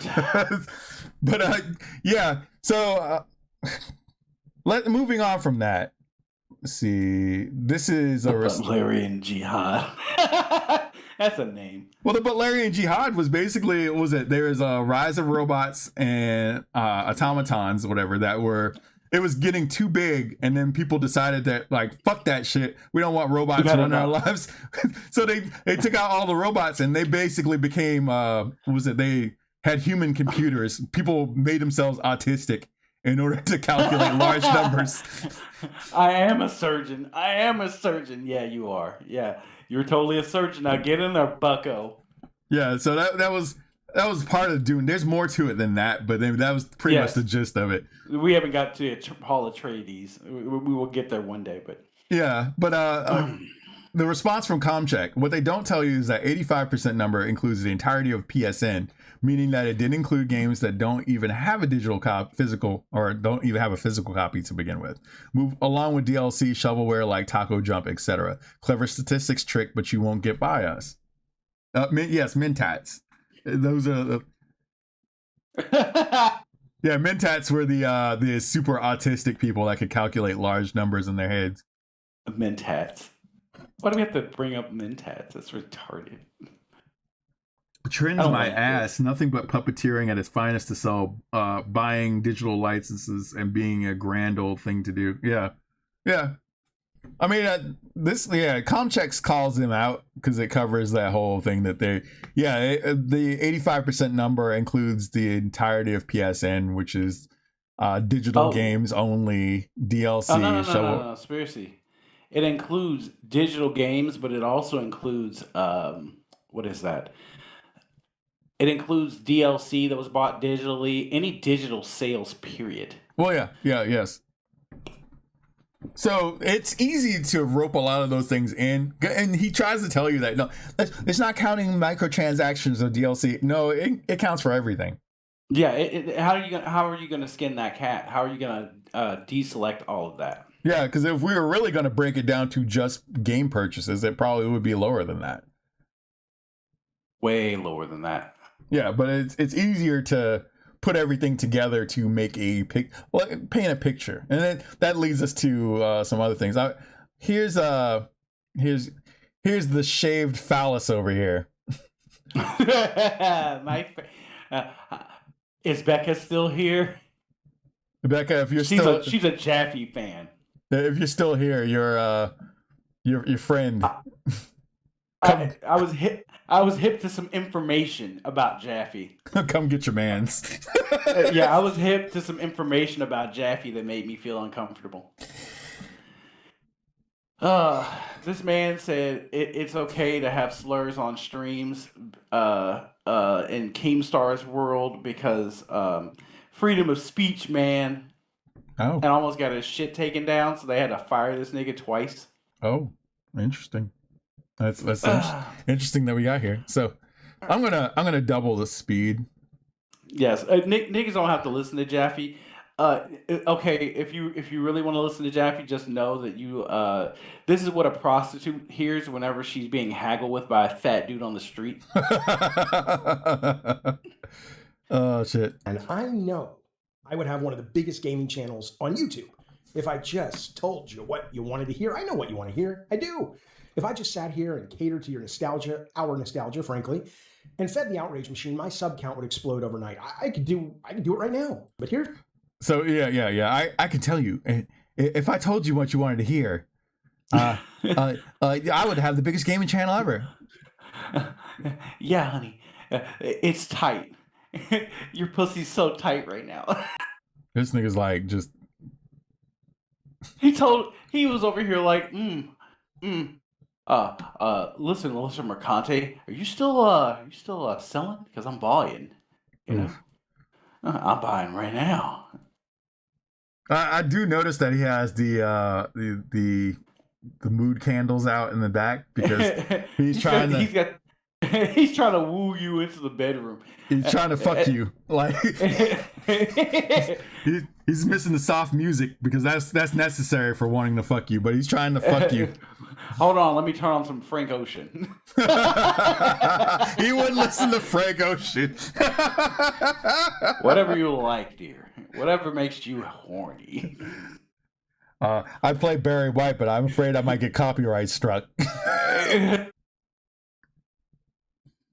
Here's the truth, the actual uncomfortable truth that very few people in this space seem to want to admit.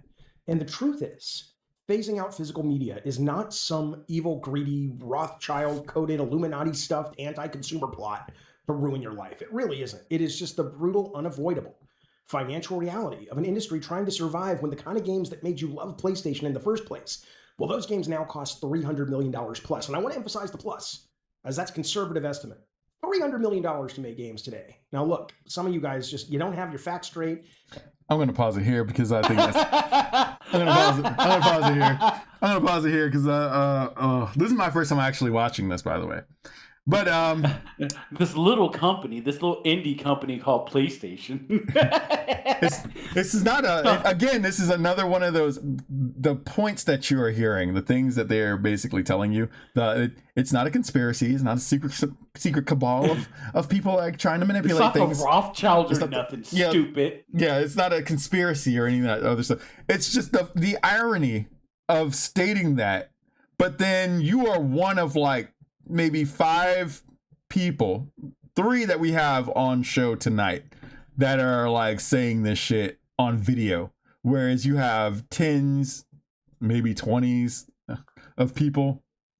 Go ahead, say it. This man's over here trying to rizz up prostitutes and just telling them sweet little lies, but I'm supposed to believe this nigga when he tells me yes. It's not. It costs $300 million to make video games these days. Don't you know that? Don't you get it, stupid? Well, that was the other thing. That was the other problem. Like $300 million, you don't have to. You can make games. And again, we came up in this period where you had a guy in his home spent like maybe about 5 or 10 years putting together Cave Story. Mm-hmm. That was one of the most popular games of its time. It kind of kickstarted the whole like the whole indie thing where people were like, oh yeah, I guess I could just, if I fucking locked in and just decided to do a game or whatever, I guess if I locked in real hard, I could probably make it happen. Cave Story. I know. I don't believe you. Phil Fish told me, right, that they need a bigger budget and it's hard out here and it's big money time. Yeah, the nigga that quit midway through. I quit. I give up. This nigga was like touting himself up, was like, oh, Fez is a fantastic game, but did really well. We're better than the Japanese. The Japanese don't know how to fucking make games. They're fucking douchebags. And then proceeded to like fucking rage quit through the goddamn second game, mainly because of the Zoe Quinn shit and because he was too fucking. If you don't stop talking about this internet whore this way, I swear to God, Fez 2 is not coming. Now this nigga's doing DJ sets at like kids' birthday parties. DJ Chester. You're pretty grown up for your age, huh? You want to listen to some Moby in my car? Some Moby in my basement?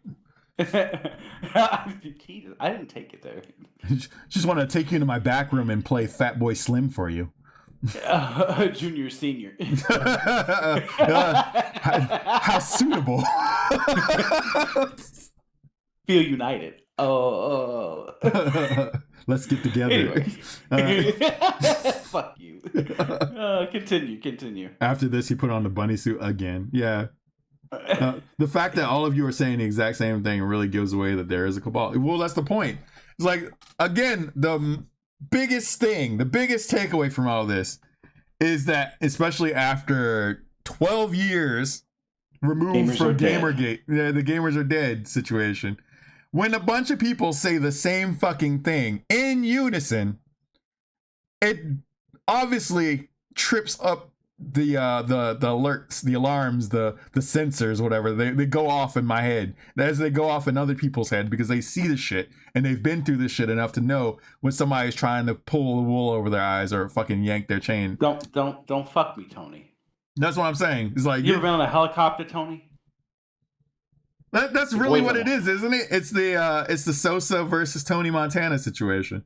It's like there's an unwritten rule between the people that purchase games and the people that like actually create and publish games. We will buy whatever it is that you put out if we find it to be interesting, but don't fuck us.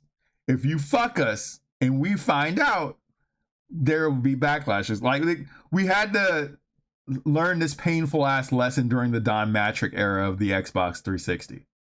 Or is the Xbox One, the Xbox One period. Whereas like, Don Matrick basically wanted to set up a whole DRM system. And he wanted to have it to where you had to go through all these authorization things in order to have your games. And the reason why they did this is the same reason why they're doing this shit now, is they want full control over the games. They don't like the secondhand market. They don't like what GameStop is doing, despite the fact that you had Chet Falazek over here trying to tell us that it's our fault that we didn't go into GameStop enough. They don't like the idea of secondhand gaming. They don't like the idea of you being able to, if you don't like a game and you can't get a refund from them, they don't like the idea of you being able to take it somewhere, getting your money back, or moving your money towards something you actually do want to purchase. And I have a deep idea. I got a brain blast. I'm sorry. Go ahead. Continue. I don't want to take it away from you, but that's the point. They don't want you to have that. So they're now trying to put in circumstances where, like, yes, if we do a digital one, yeah, you might be able to get a refund under certain stipulations, but did you get your first achievement? Yeah, no. Yeah, and most achievements. You played enough. Yeah, most games have the achievement, the starting achievement for starting the game. Yep. Oh, look, you got your achievement. Can't sell it back now. Yeah, if you're basically rigging people, you're rigging the game in order to be successful. What's up, Otaku, by the way? I got something that's a little crazy, and hear me out here. Okay. Here's a thought process that I had to come to on this. Like, do you remember just less than 5 years ago when they were trying to short out GameStop, and we had to the gamers themselves came out of nowhere to like try to save it? Yeah. The They Wall didn't Street like bets. Yeah. They didn't like that shit. Remember? Well, they wanted GameStop to go under. That's the whole point. It's like if we create a situation where it goes under, then we don't have to worry about like all this other the secondhand market because we want them out of the way in the first place. Yeah, the assumption is that GameStop is the thorn in their ass, and it's been the thorn in their ass ever since. So, but also this is around the same time it like.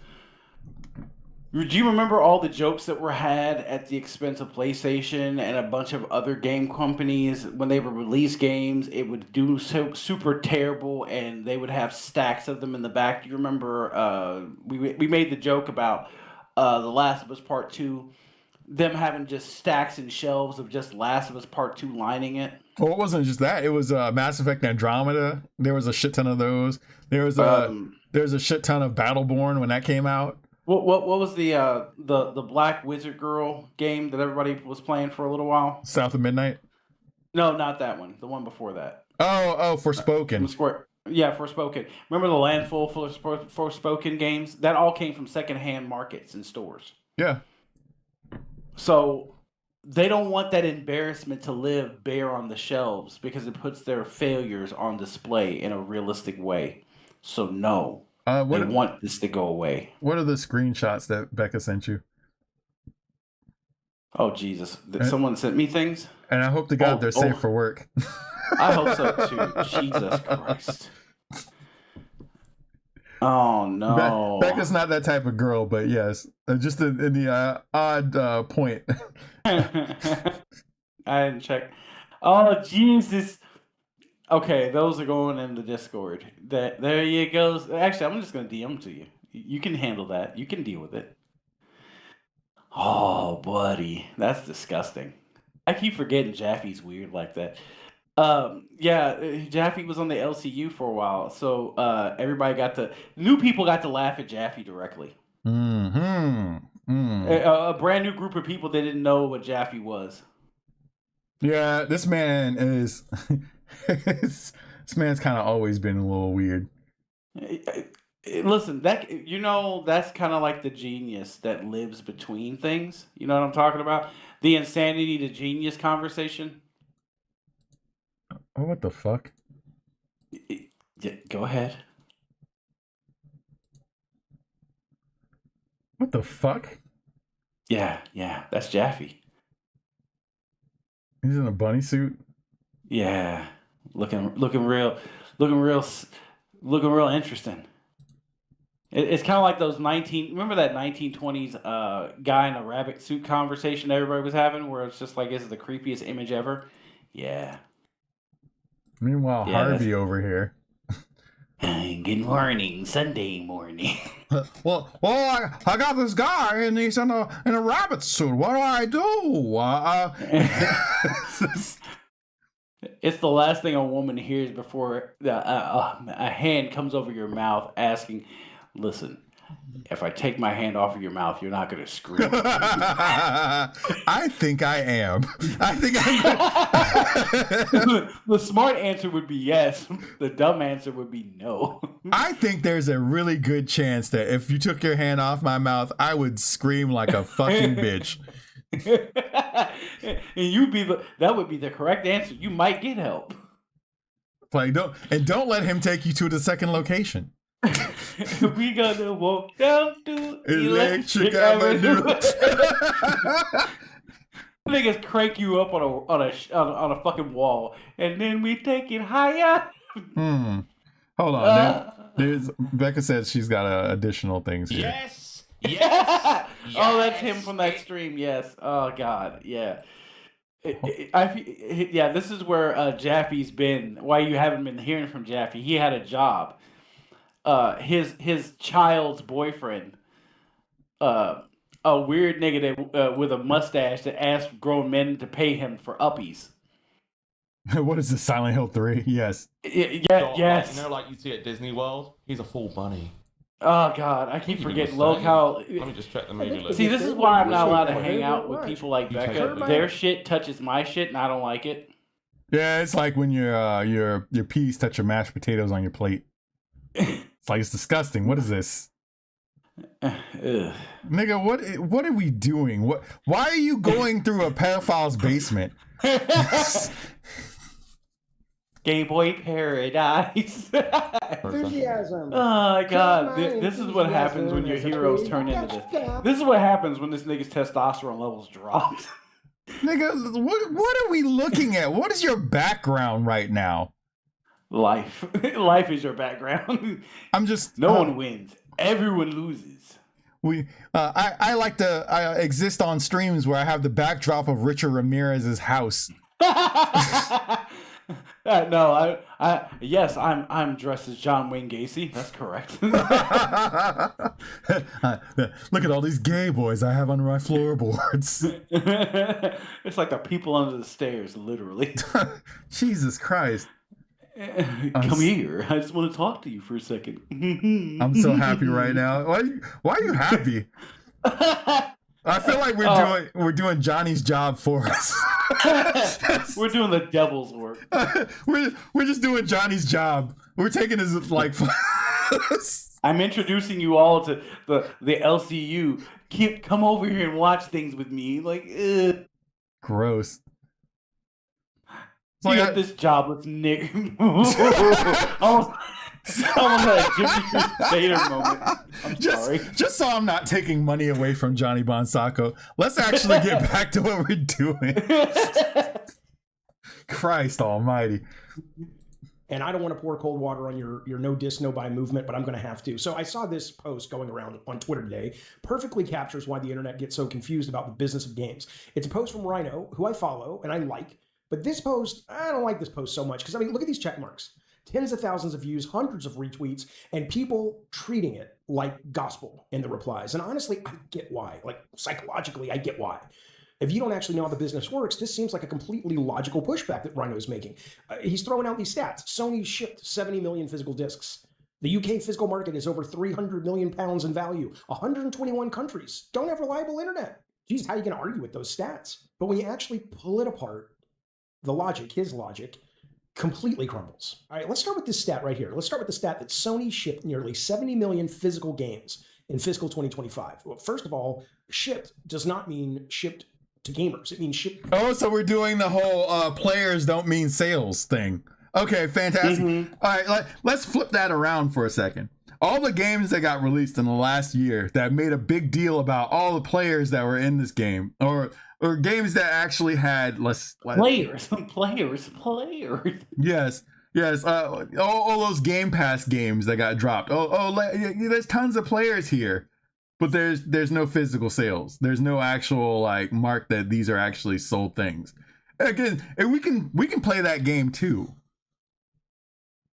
I mean, we really can. Yes, tearing it apart to make the stats work for his argument, and that's exactly what he's doing.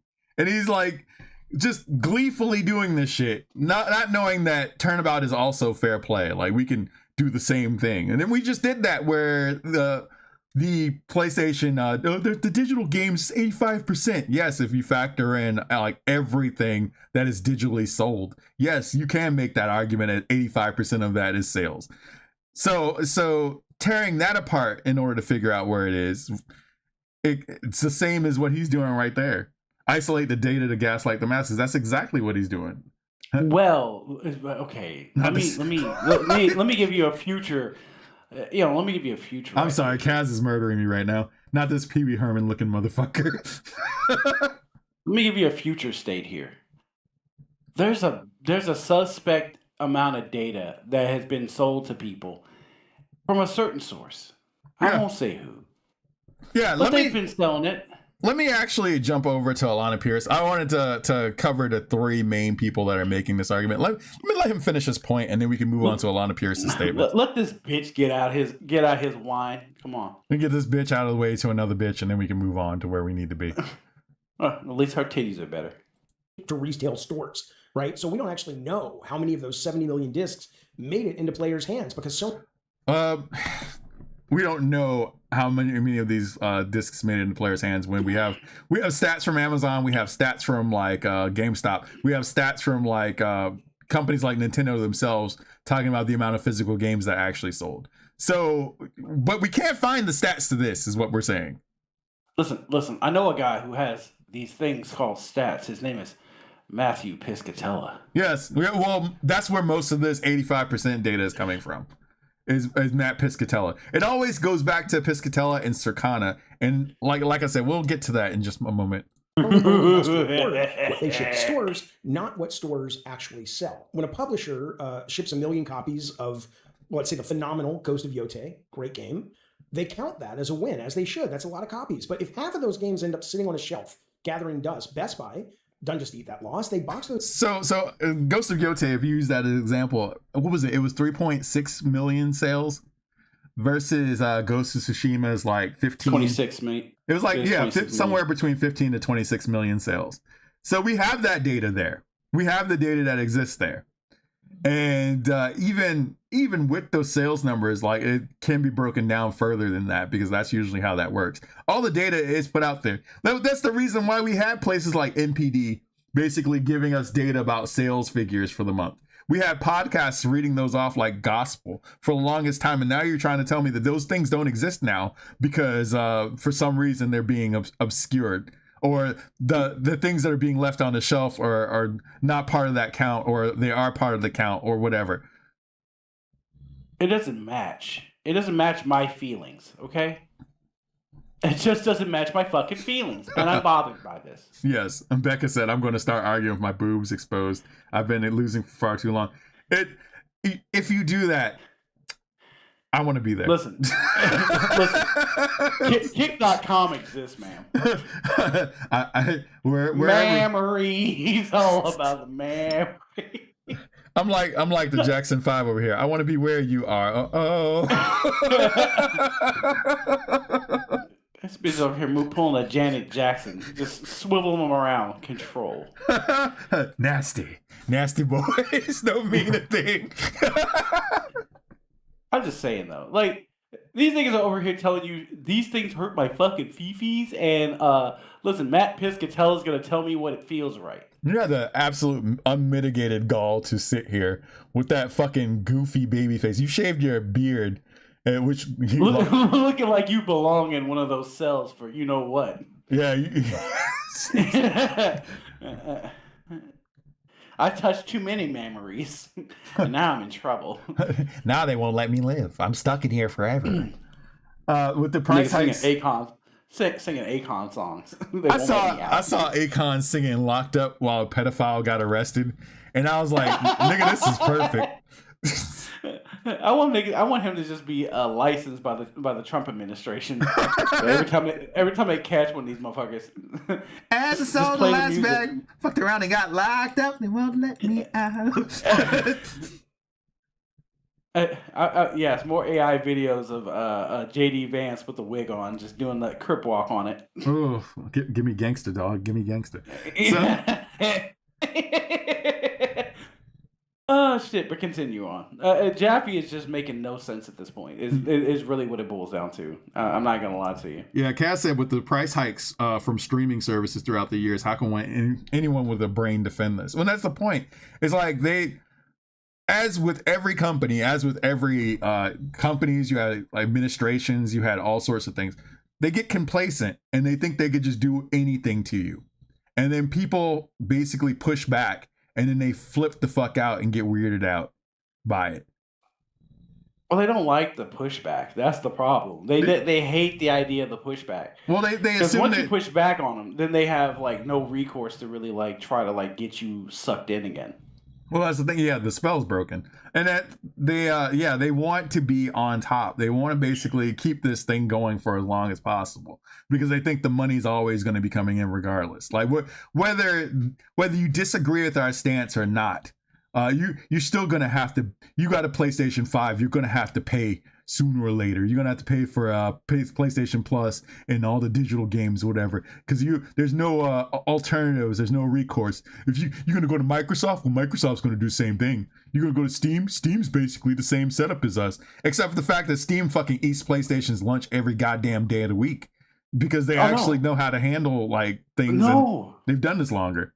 say it loud with your chest.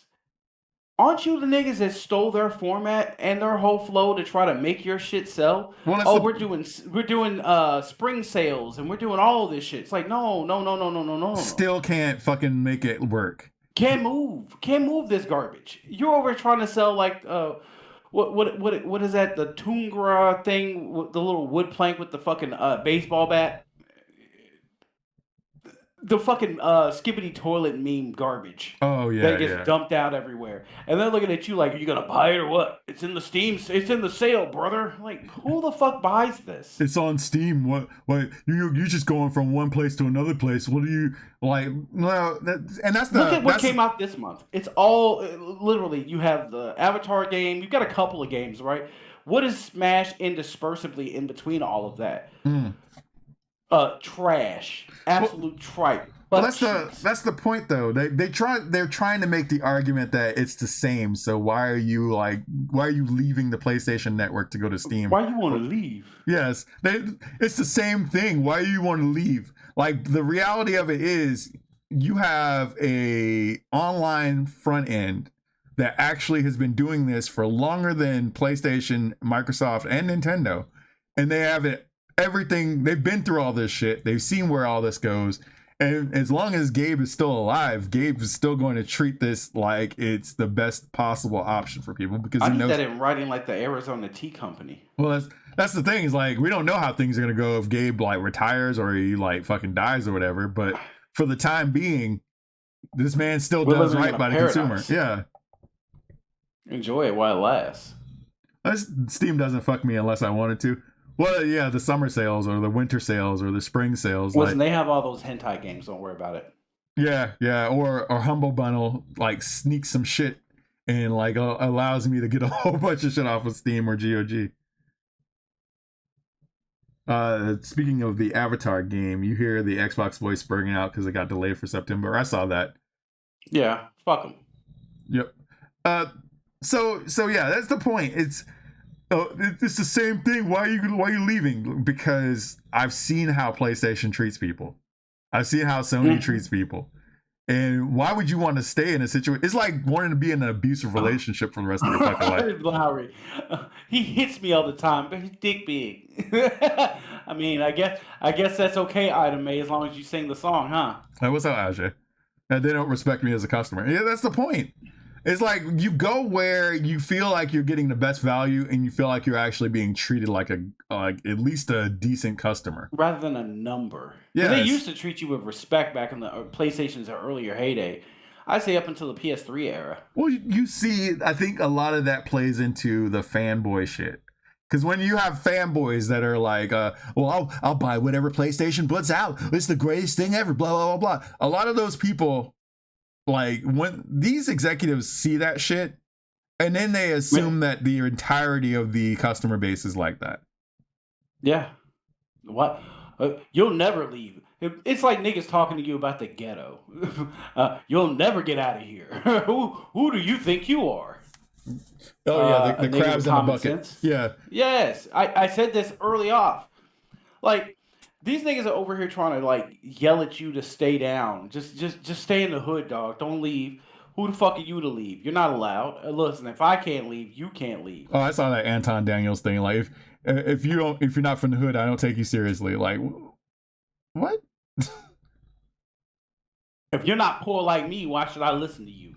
What? Because people that raise themselves up are probably gonna have a better answer as to how the fuck to get over. The greatest motivation to get out of the hood is the fucking hood. Yes, the thing that you see, poverty, you got to say that's not for me. Did David Jaffe make a good video? Well, no. you could. It's good content for us if that's what you mean. It's consumable content. I'll put it that way. David Jaffe is over here trying to like, just to summarize, because listening to a bitch whine for 2.5 hours ain't my thing. But David Jaffe is trying to sell you on the idea and the fact that you should just let it go. Stop complaining. Why are you mad? Why are you even talking about this? Nobody cares. Sony can do what they want and just butt fuck you as hard as they like, and you can just take it, and that's all you can do. But that's the recurring theme, though, because I feel like this is a recurring theme because multiple people have now said this shit. Like you have people, you have like keyboard warriors on Twitter basically telling you that why are you guys disc diddlers? these plastic priests, these CD saviors are out here. Like you can insult me all you want. That's not going to stop me from believing that physical media still has a place, especially when it's still actually netting sales and it's only plateaued. I don't want to listen, nigga. I don't want to see what makes you cheer. I see what makes you boo. I don't care about all that. I already know what you're doing. Well, struggling. You will cheer on having a fucking digital. Actually, you know what? Let me bring that up as a statement. Niggas will sit here and boo and cry and bitch and whine about the fact that you over here getting upset about your digital library, but Xbox was down. Did you access your fucking games? Yeah, how dare you actually be mad at the fact that the thing you purchased actually has to be online to work, but we hit circumstances where it's not online and not available, and you have all these fucking things that are functionally useless because you can't get on the network. I mean, it's not just Xbox, because Xbox went through that, and I did post that post specifically just to prove the point on that. But the Lizard Squad thing, Christmas, was it 2011? Yes. Where Christmas, people get their PlayStations, they open up their PlayStations, they're getting ready to play their games, only to find out the PlayStation Network's down. They can't play shit. The thing that they own is functionally useless. They couldn't authenticate. They couldn't do anything. Yeah, the console and games that they just got for Christmas are functionally fucking useless for the next week. Mm-hmm. Oh yeah, and by the way, Lizard Squad ransomware off a bunch of your data and information and shit because they got their hands on it because Sony threw it out of the back. Yeah, you had to get your credit card information. You had to get new credit cards. You had to go through all this other stuff. Make sure you're not getting defrauded or anything like that. Just off of the fact that there is like poor defense or poor like methods that are involved in the creation of this console that's always online. Bad infosec, yes. Yeah. But we're the problem. The consumers are the problem. You're the problem. Well, yes, we're always the problem. Remember that. Yes. So, yeah, I know I used to be one of those people back in the PlayStation 2 era, but I was also 15. That's the problem, though. It's not the fact that you used to be that person. You know better now. You're an adult. You know better. A lot of these grown-ass men in their fucking 40s and 50s are sitting here. Niggas my age, Spiracy's age, out here just prophesizing and telling the children bullshit. Yeah, running defense for a fucking corporation in a level that is like astronomically crazy. I understand there's some things that companies do to where maybe the general consumer base doesn't understand what's going on, or maybe there's something like there's more to the story, but people react in a certain way. That's one thing. There's tons of information that's out right now about this particular situation. These people are running defense. People like Jaffe over here are running defense for like places like Sony and companies like that. And even with the counter information, they're out in the open. It's still basically running defense for a company that basically abandoned them. Jaffe doesn't have a job in the industry anymore. He's doing fucking lolcow streams in a bunny suit, and he is still doing a fucking I make so much money to pay for these prostitutes and my wife. That's my point. It's like you're running defense for a company that abandoned you back in the PlayStation 2 era. And they still don't even recognize you. Yeah. Corey Balrog is eating your fucking lunch because everybody past the age of like 25 don't know you. Yeah, it's like Odysseus. Basically, you're stuck out wandering around in the Aegean Sea for a long period of time. Meanwhile, you got these suitors over here grinding up on your wife. Niggas in here just making moves and flexing for your wife to bump and grind, and you just taking it. Telemachus is just in the corner watching, getting mad. Angry. Can I fight one of these niggas? No. It looking like little buddy that was watching his mother just grinding her ass on the nigga. I want to fight him, but I'm too young. Man's moving like Scrappy Doo. Let me at him. I'll splat him. nigga just pick you up by the scruff of your neck and move you. Yes. Exactly when it was PlayStation 4 and they're moving to Cali like crabs in a bucket, treating the JP branch like they owned them. Jim Ryan getting the JP boss step down, some guy getting caught for NSFW picks. Oh yeah, because the VP, that VP of Sony got busted like trying to solicit like young dick. You know, to be in powerful places, you have to have deep skeletons in your closet that everyone knows about. Yeah, that Epstein shit. Yeah, they just looking at you. They can smell it on you, boy. They know. They just know. They know. A brand loyalist past 20 is embarrassing. Well, that's kind of the point. Oh. Like, at least back in the day when something like things actually meant something, and you actually, if I bought this thing and it lasted me for like 40, 50 years beyond that, like the thing outlived me. And my children and my children's children were able to use it, like the old 1950s stoves and shit. Like, at least then you could be a brand loyalist and actually not be a fucking embarrassment. Now, in this time period, it is tough for me to actually lock into being attached to any one thing. And this is exactly why when I was like, you know what? I'm done with PlayStation. I'm done with Microsoft. I'm just going to do PC and Switch. And I was like, I have one for one thing and I have the other for the other thing, but I'm not solely locked into one particular thing. See, I'm not that guy. I still have love for the brand, right? I let you be the firebrand to piss all over that, but I have a money investment. It's like being in a long-term marriage. It would just cost me too much to break up with you. No, okay, so in the case of Nintendo, I still play Nintendo games. I've always been playing Nintendo games since like 1985. But like I do also understand that Nintendo has gone through a lot of controversies, has had a lot of problems, and I do call them out when they actually fuck up. Because the Treehouse thing, I couldn't let that shit stand. The Fire Emblem Fates thing, couldn't let that shit stand. Tokyo Mirage Sessions, couldn't let that shit stand. Like there's Made in Blackwater, couldn't let that shit stand. Like, those are things where you can still support a company, but if you are there to call them out when they're fucking up because you want them to actually be successful, that's one thing. But if you are just blindly just turning a blind eye every time shit goes south, but we're still on the same team, we're good forever, blah, blah, blah. You can't let that, no, you can't do that. You can't be living like that. Like, you just can't be accepting anything. But then again, I've seen how these niggas move, where they're just like, it doesn't matter if you touch kids, as long as you vote the right way. We're all cool. Well, yeah, you had an alleged rapist with a Nazi tattoo, like sitting here. Motherfuckers were like ready to vote for his ass right then and there. But then, listen. I know that he has this tattoo, and I know we mentioned Pete Hegseth and his Christian cross tattoo. Yeah. But listen, guys.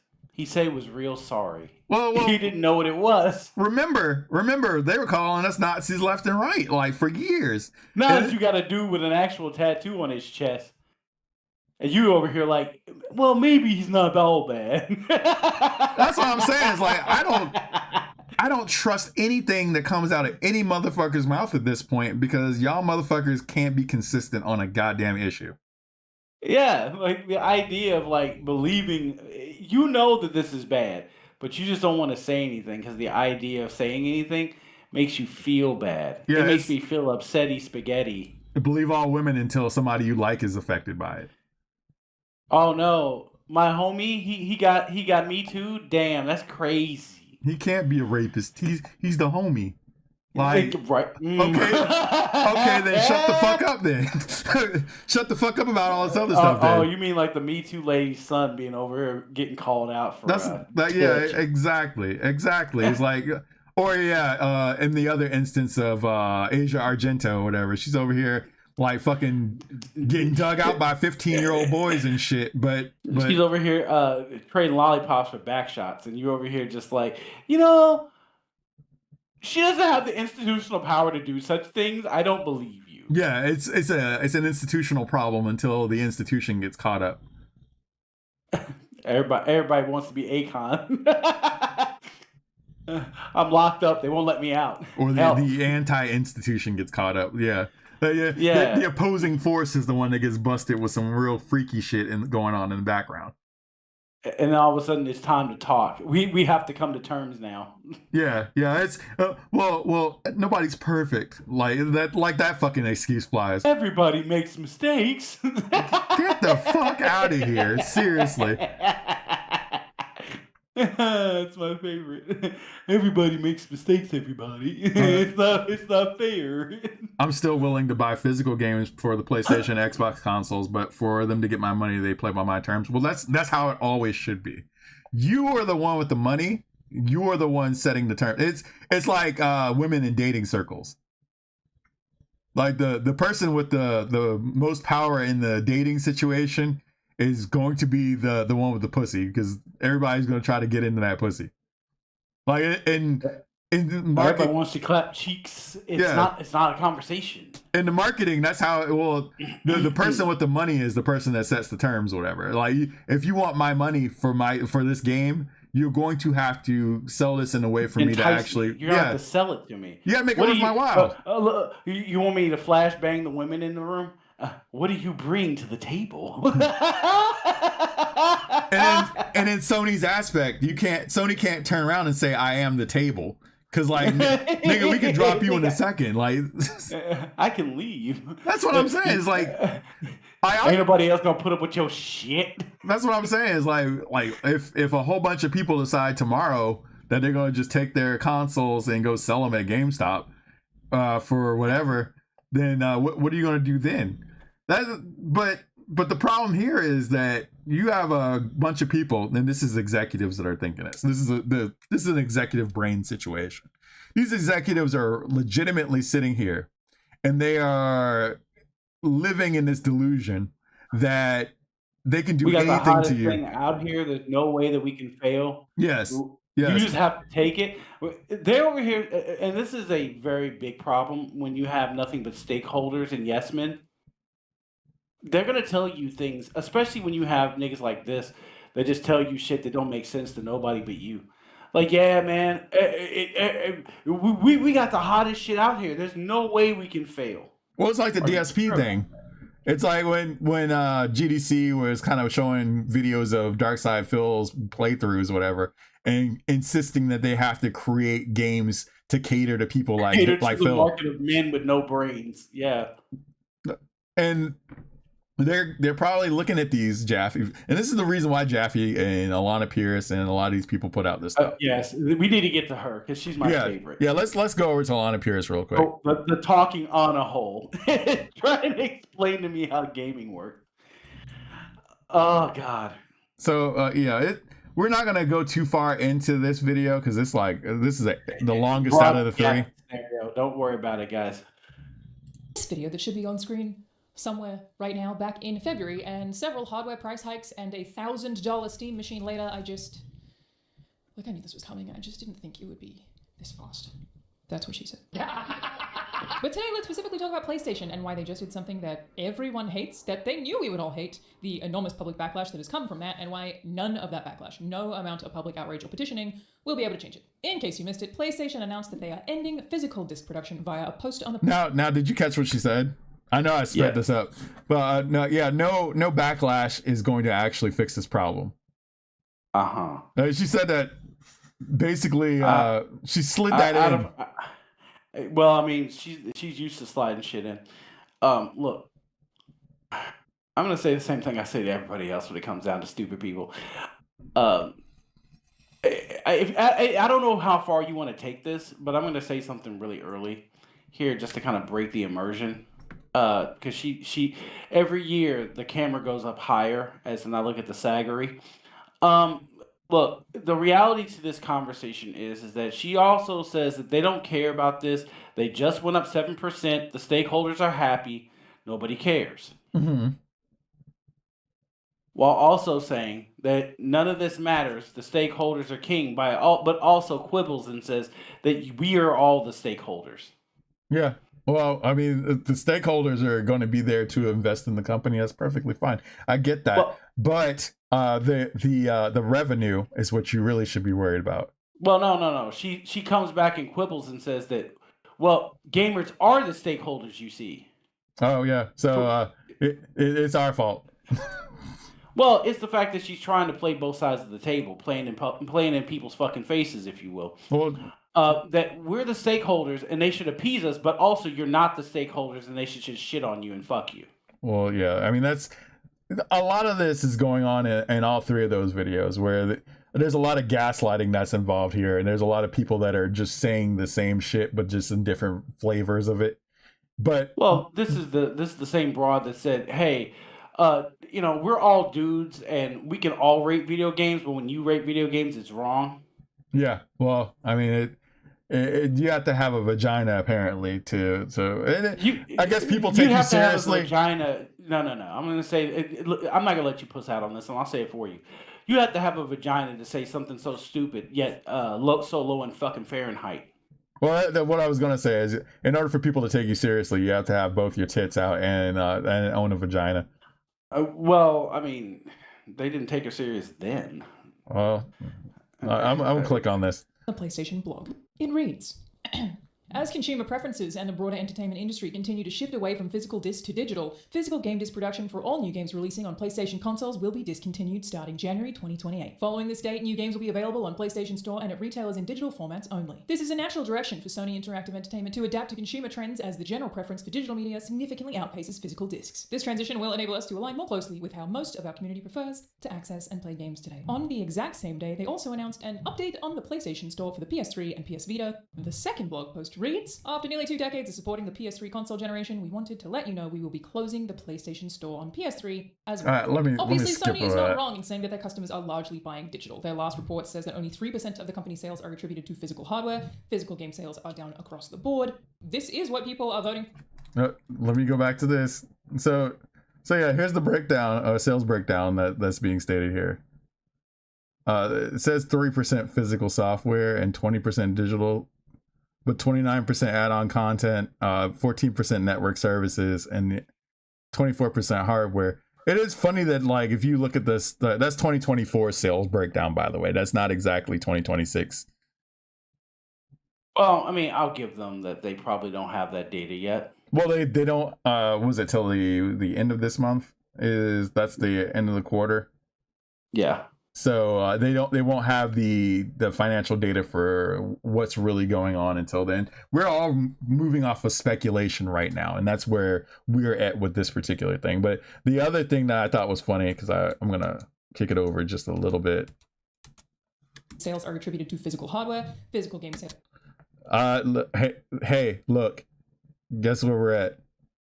Oh, Matt Piscatella again on Blue Sky? Wow. Yeah. So U.S. physical video game consumer spending is supposed to be down across the board, even though according to this one, is spending is up, and I think I have that one. No, that's a different one. That's actually that's my counter to this. This is game key cards DLC downloads are not slowing physical game sales, and this is for Nintendo in particular. Nintendo's findings show that physical media units comprise nearly half of Nintendo Switch game sales, or Switch 2's game sales. Digital sales to the third quarter increased by 14.7% year to year to 282.0 billion yen, and accounts for 50.4% of total software sales for our dedicated video game platform, down 0.6 percentage points. The report reads that Nintendo explains that while digital sales have increased year over year, the growth is mainly due to increase of sales of downloadable versions of packaged software and add-on content. Basically, people that want to buy the digital versions of physical games that already exist, but or they want to add on to content with DLC or like additional things.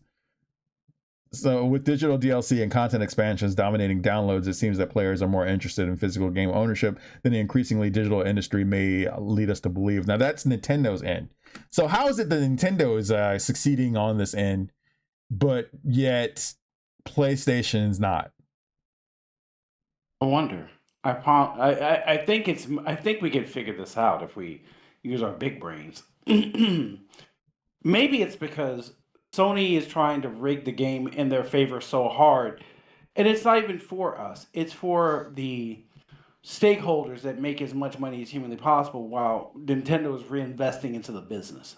Mm-hmm. Well, there's a difference between companies that are divisions of larger companies that are gaming companies, and just straight out gaming companies. Whereas Nintendo's they're solely based off of gaming, and Yes. they're basically building their brand off of that. And in order to succeed, they're going to have to actually be honest about where the money is going.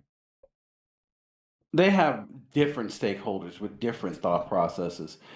How do we sell this game, and how do we make it more? How do we make more money off of this game? It's easy. They do want to make money, but like, yes, they are focused on trying to Quality. Yeah, in well, gaming. they have to basically keep themselves afloat. They don't have a larger branch of the company that handles like other media. They don't have a daddy over here, basically keeping them afloat if they fail or fuck up. Like Microsoft. Yeah, Microsoft has their businesses with OSs and like with things that are pertaining to OSs.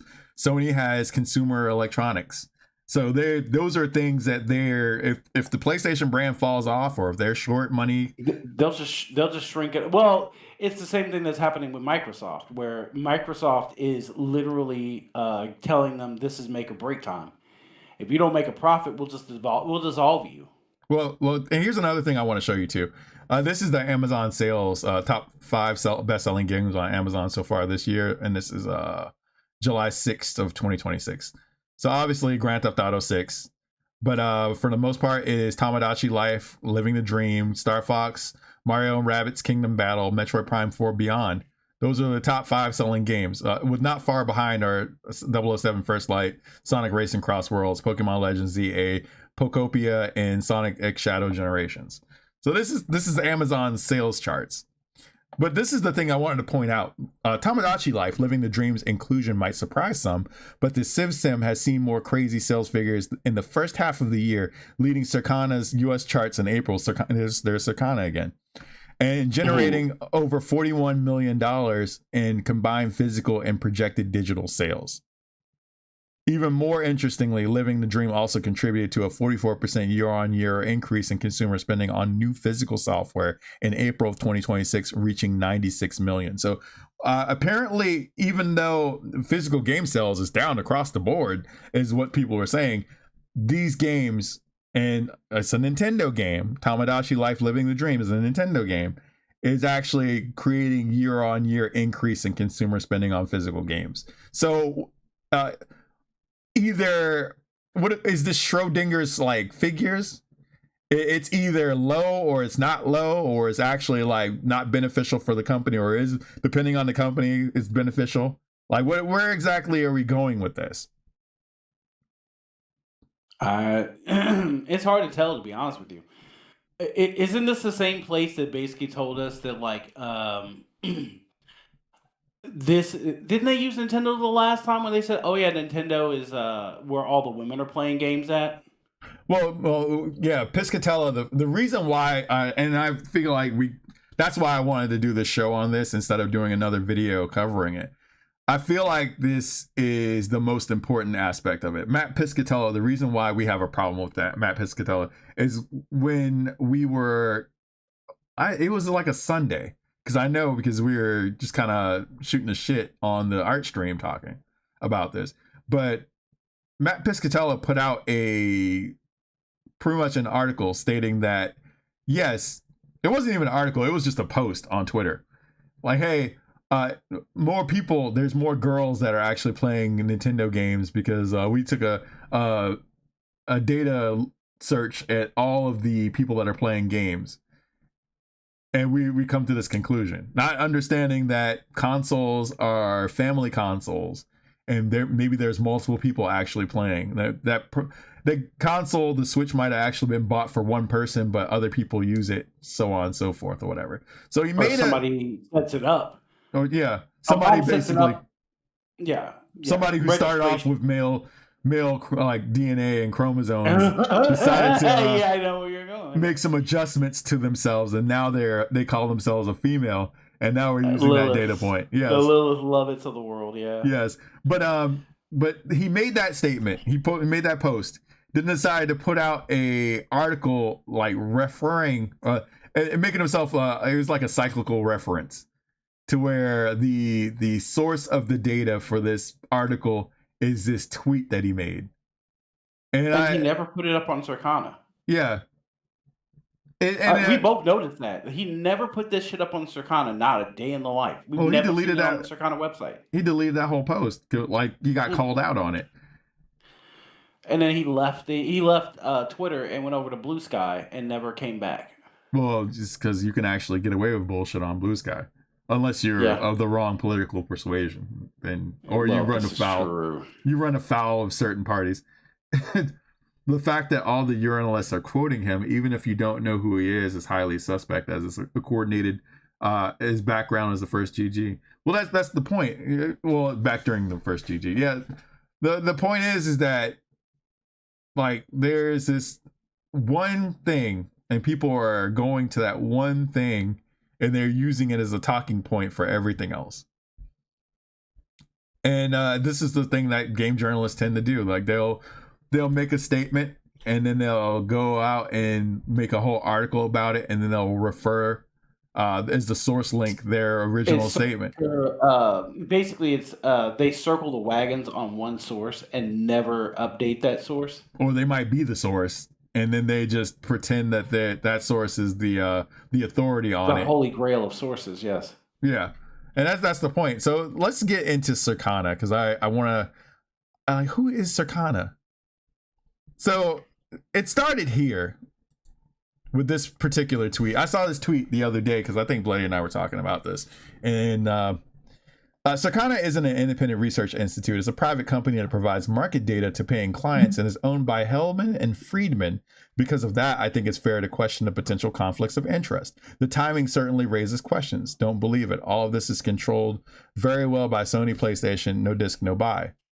So this is based off of this article. Despite outrage at Sony's shift towards a discless future, only 7 PlayStation games have managed more than 100,000 physical sales in the U.S. This year, Eurogamer.net. So yeah, that's where that started. That's where it started, and I was like looking at, okay, what is Circana? It turns out Circana is actually a kind of conglomerate. They're a paid think tank. Yeah, there is a conglomerate of think tanks and like sales data people. They used to be NPD, which was like the main thing that people used when they're covering the sales figures for the month for like their chosen console. So you have GoNintendo.com. They usually read the NPD consumer data things for Nintendo sales. I'm sure like IGN for their PlayStation stuff, they did the same thing. Microsoft had the same thing. They basically did all that shit. So yes, this is Circana. We're March 7, 2023. We're excited to announce that IRL Worldwide and NPD Group have come together to form Circana. We are Circana, the leading advisor on the complexity of consumer behavior. Learn more about Circana here. 400 Cars says, in addition, Matt is likely making the stats look as good as possible. I'm sure he doesn't want to lose that power with the corporate console game makers. Well, I mean, this is the same thing that I can't remember that guy's name. It was the super analyst. Which one? There's been a lot of those. It was during the PlayStation, the Wii PlayStation and PS. I think it's the PS3 era. I know who you're talking about, but I don't remember his name off the top of my head. Yeah, I can't remember his name either. I used to like clown that dude all the time.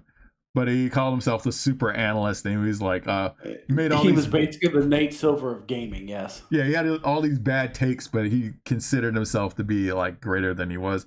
And then he, the Wii needs to have a HD version of the Wii, whatever, and blah blah blah.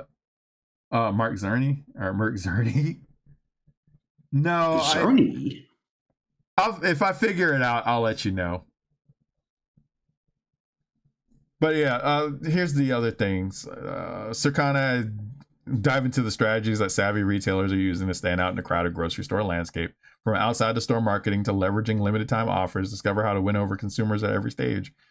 Ready to spice up your holiday gifting game. Despite a forecasted sales dip, small appliances are soaring high from their pandemic surge. So they pretty much have a whole bunch of these little podcasts that they put out. So I was looking up that stuff, and then I thought of something popped in my head from a couple episodes ago. Remember when Cabrutus put this out, where 6 of Sony's top 10 shareholders are BlackRock? Yep. So, which obviously is not sus at all. I was digging in on Circana's parent company, which is Hellman and Friedman. They're founded in 1984. They're a private equity investment firm.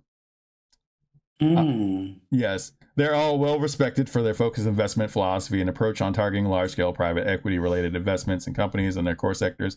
H&F has offices in San Francisco, New York, and London. Ooh, those aren't good places. Yeah. So yeah, Hellman and Friedman, apparently, they have been working as private equity firms with places like GIC, BlackRock, Capital Investments, and Aimco, and they invested in Belron together. Belron's a automotive company, basically. And the BlackRock connection thing, actually, it's funny because it plays into another thing. So they also have invested in a company called Zendesk. Hellman and Friedman led a group of investors to purchase. Oh, I know Zendesk all too well. Yeah, they purchased major customer support and sales as a service company, Zendesk. Transaction description: an investor group led by Hellman and Friedman LLC entered into a definitive agreement to acquire Zendesk Incorporated from Capital World investors, the Vanguard Group, BlackRock Inc., and others under the terms of agreement. Zendesk's shareholders will receive a 77.5 per share transaction value of $10 billion each, all cash. The transaction date was June of 2022. So Zendesk, which obviously I had to look up because the whole software as a service thing. What do you think Zendesk? What do you think of the top companies that use Zendesk are? Oh, I don't know. Like the big FANG companies, maybe. So Zendesk has grown far beyond a basic ticketing tool. Today is a full-fledged customer experience ecosystem that supports help desks, live chat, AI bots, CR integrations, and advanced analytics. The top 10 companies that use Zendesk in 2026: Amazon, Shell, T-Mobile, Sony. Yeah, it's almost like I knew this already. Yeah. So Right. Sony, Uber, Netflix, Slack, Shopify, Airbnb, and Vimeo. Yeah, so all the FANG companies that have all the control over the markets. Yes, yeah. So yeah, there's a lot of like fingers that are in a lot of pies here. There's a lot of like Fingers. Yeah, fingers, all right. yeah, there's a lot of people that are involved here. Now BlackRock actively has a stake in Sony, but they also have a stake in Zendesk, who also has a stake in Sony. Well, here's a reality check to this. All these companies are incestuous in some way, shape, form, or fashion. As they're all, yeah. And I forgot to announce Yeah. that.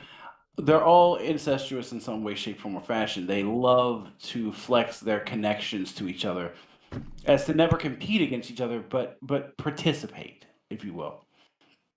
They love the idea of participating because that means they never can be wrong. They can never lose. This will always work out in their favor. And that's just kind of how like the FANG structure works most of the time. Yeah, of course. It really gets the noggin jogging. Well, that's kind of the point. It was like that's why I was 6 minutes late on getting started here, because I was kind of deep diving in that, and I didn't realize. I was like, wait a minute. Hellman and Friedman, what do they get into, and who are they like pals with, and then what do those pals get into? And they're all investing in a company that actually has ties to right back to Sony again. It's real interesting. And I haven't done stuff like this since the Gamergate days, and that really got me kind of thinking some thoughts, some big thoughts. These people are well. Here's the thing: is the overlap is very, very big. The Overton window, when it comes down to how these people are all connected, is very, very big. It's extreme, if you will. Especially considering like how they move, how they spend money, and they keep it in almost like an incestuous little loop. They never let that shit out of the range. They will not let you have access to them. And I'm gonna be honest, Sony themselves specifically loves Circana because Circana is one of the biggest arms of feeding that. That's why their data, the ones that are the most controversial, never land on the site. If you've never noticed. Yeah, it's one of those things where, well, it goes back to market manipulation. Like, if I can basically create the stats to kind of prove that I need to move in a certain way, and this is why like Circana works the way it is. It's basically it's a marketing website that kind of gives you the tools you need for the big pushes that people do. And this is all, I'm guessing this is pretty much all means of giving Herman Hulst and a lot of these big guys the advantage they need to be able to overwrite their entire community. Yeah. And tell them what's what. Listen, the numbers back us up. Where did those numbers come from? ... Yes. If we make up the stats to justify our moves or whatever, then we can make those moves. But if everything goes tits up like a couple years later, we'll just say that we'll just forget those numbers and they'll just delete them. Yeah, we'll just pivot.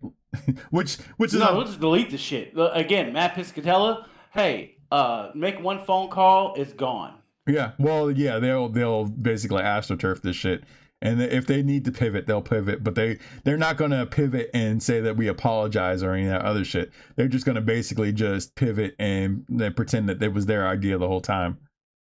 Yeah, we didn't. They're never. It's like a woman. They were never wrong.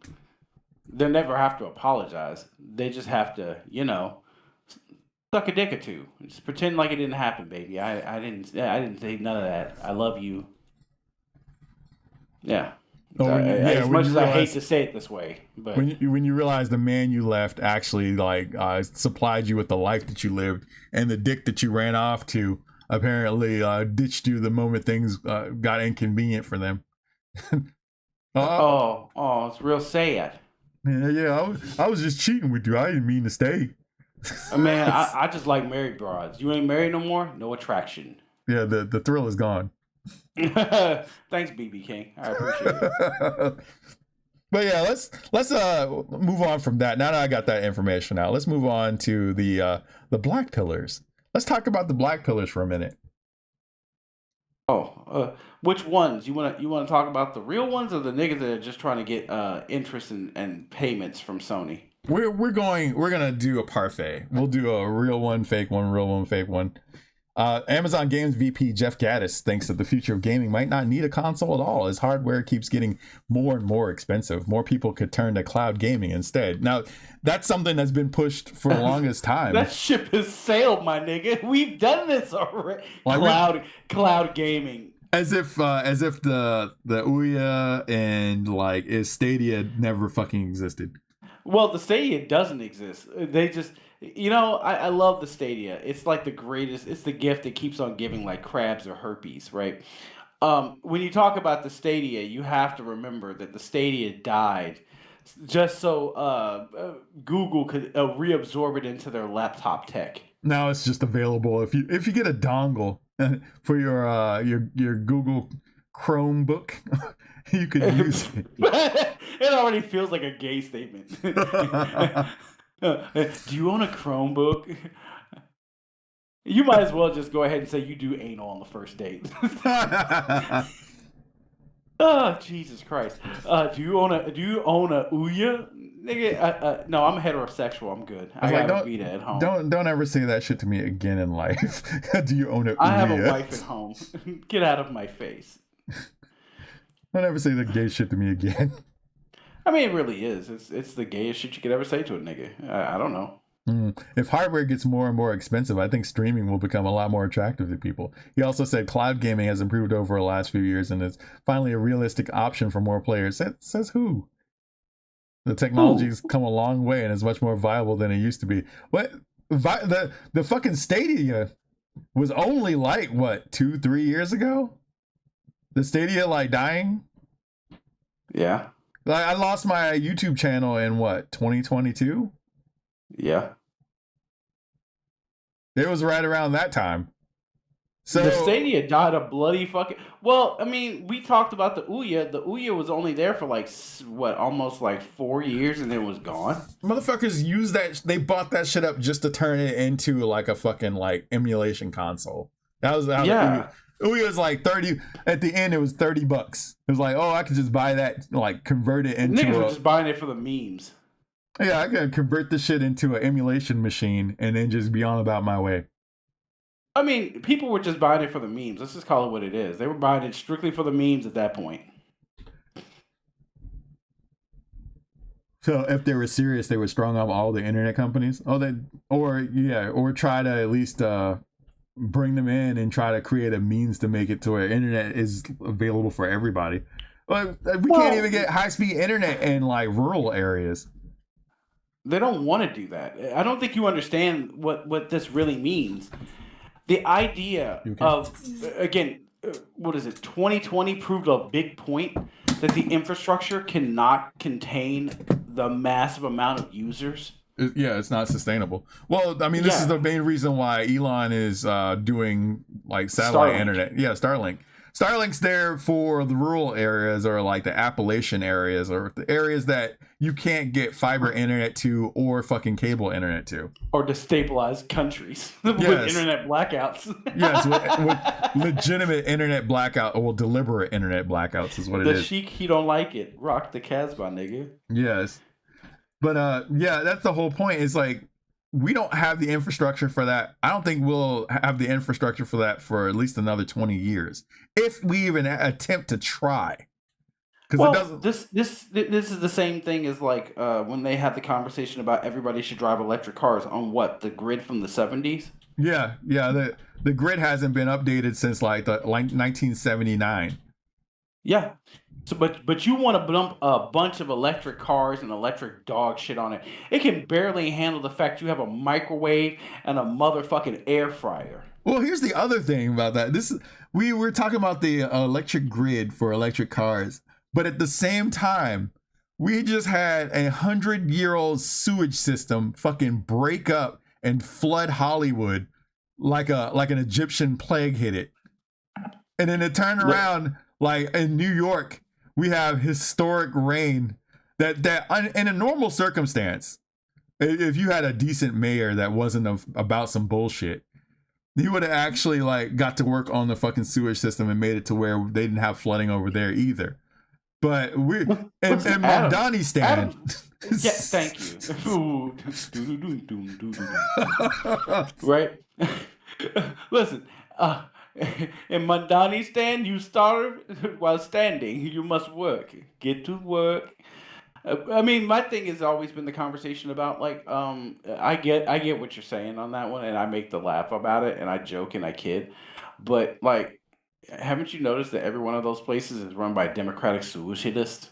Yeah. Well, I mean, they had to go through a whole bunch of hoops to get people to like start clearing out the forests so forest fires wouldn't turn into the Palisades getting burned the fuck down, and they're still like fucking dragging their feet on that. Yeah, that is true. All this environmentalism, and you can't even fucking like maintain a forest. No, you can't, sir. Fuck out of here. What are we doing? But that's the point. Is like technology has come a long way, but we still can't even get the infrastructure set up for everyone to actually have high-speed internet in their homes. You got motherfuckers that are like in mountainous areas that are still struggling to have. They're probably still using like landlines. Or they're probably still struggling to use like the fucking phone internet. I mean, you have to understand that these places are still basically underwater when it comes down to the internet. Like these people are like way, way behind everybody else. But you should know that already. But listen, Matt Piscatella should be able to tell them that. I mean, Well, he knows, right? I mean, he knows everything, right? Yeah, he's the smartest man in the room. Let's go to the next one here. Yves Guillemot thinks that gaming is headed towards an all-digital future, and he doesn't believe the end of physical games disturb the industry. Notice how he's worried about everything but maintaining his fucking shaky-ass company? Well, yes. Why would you do that? Spiracy, come on.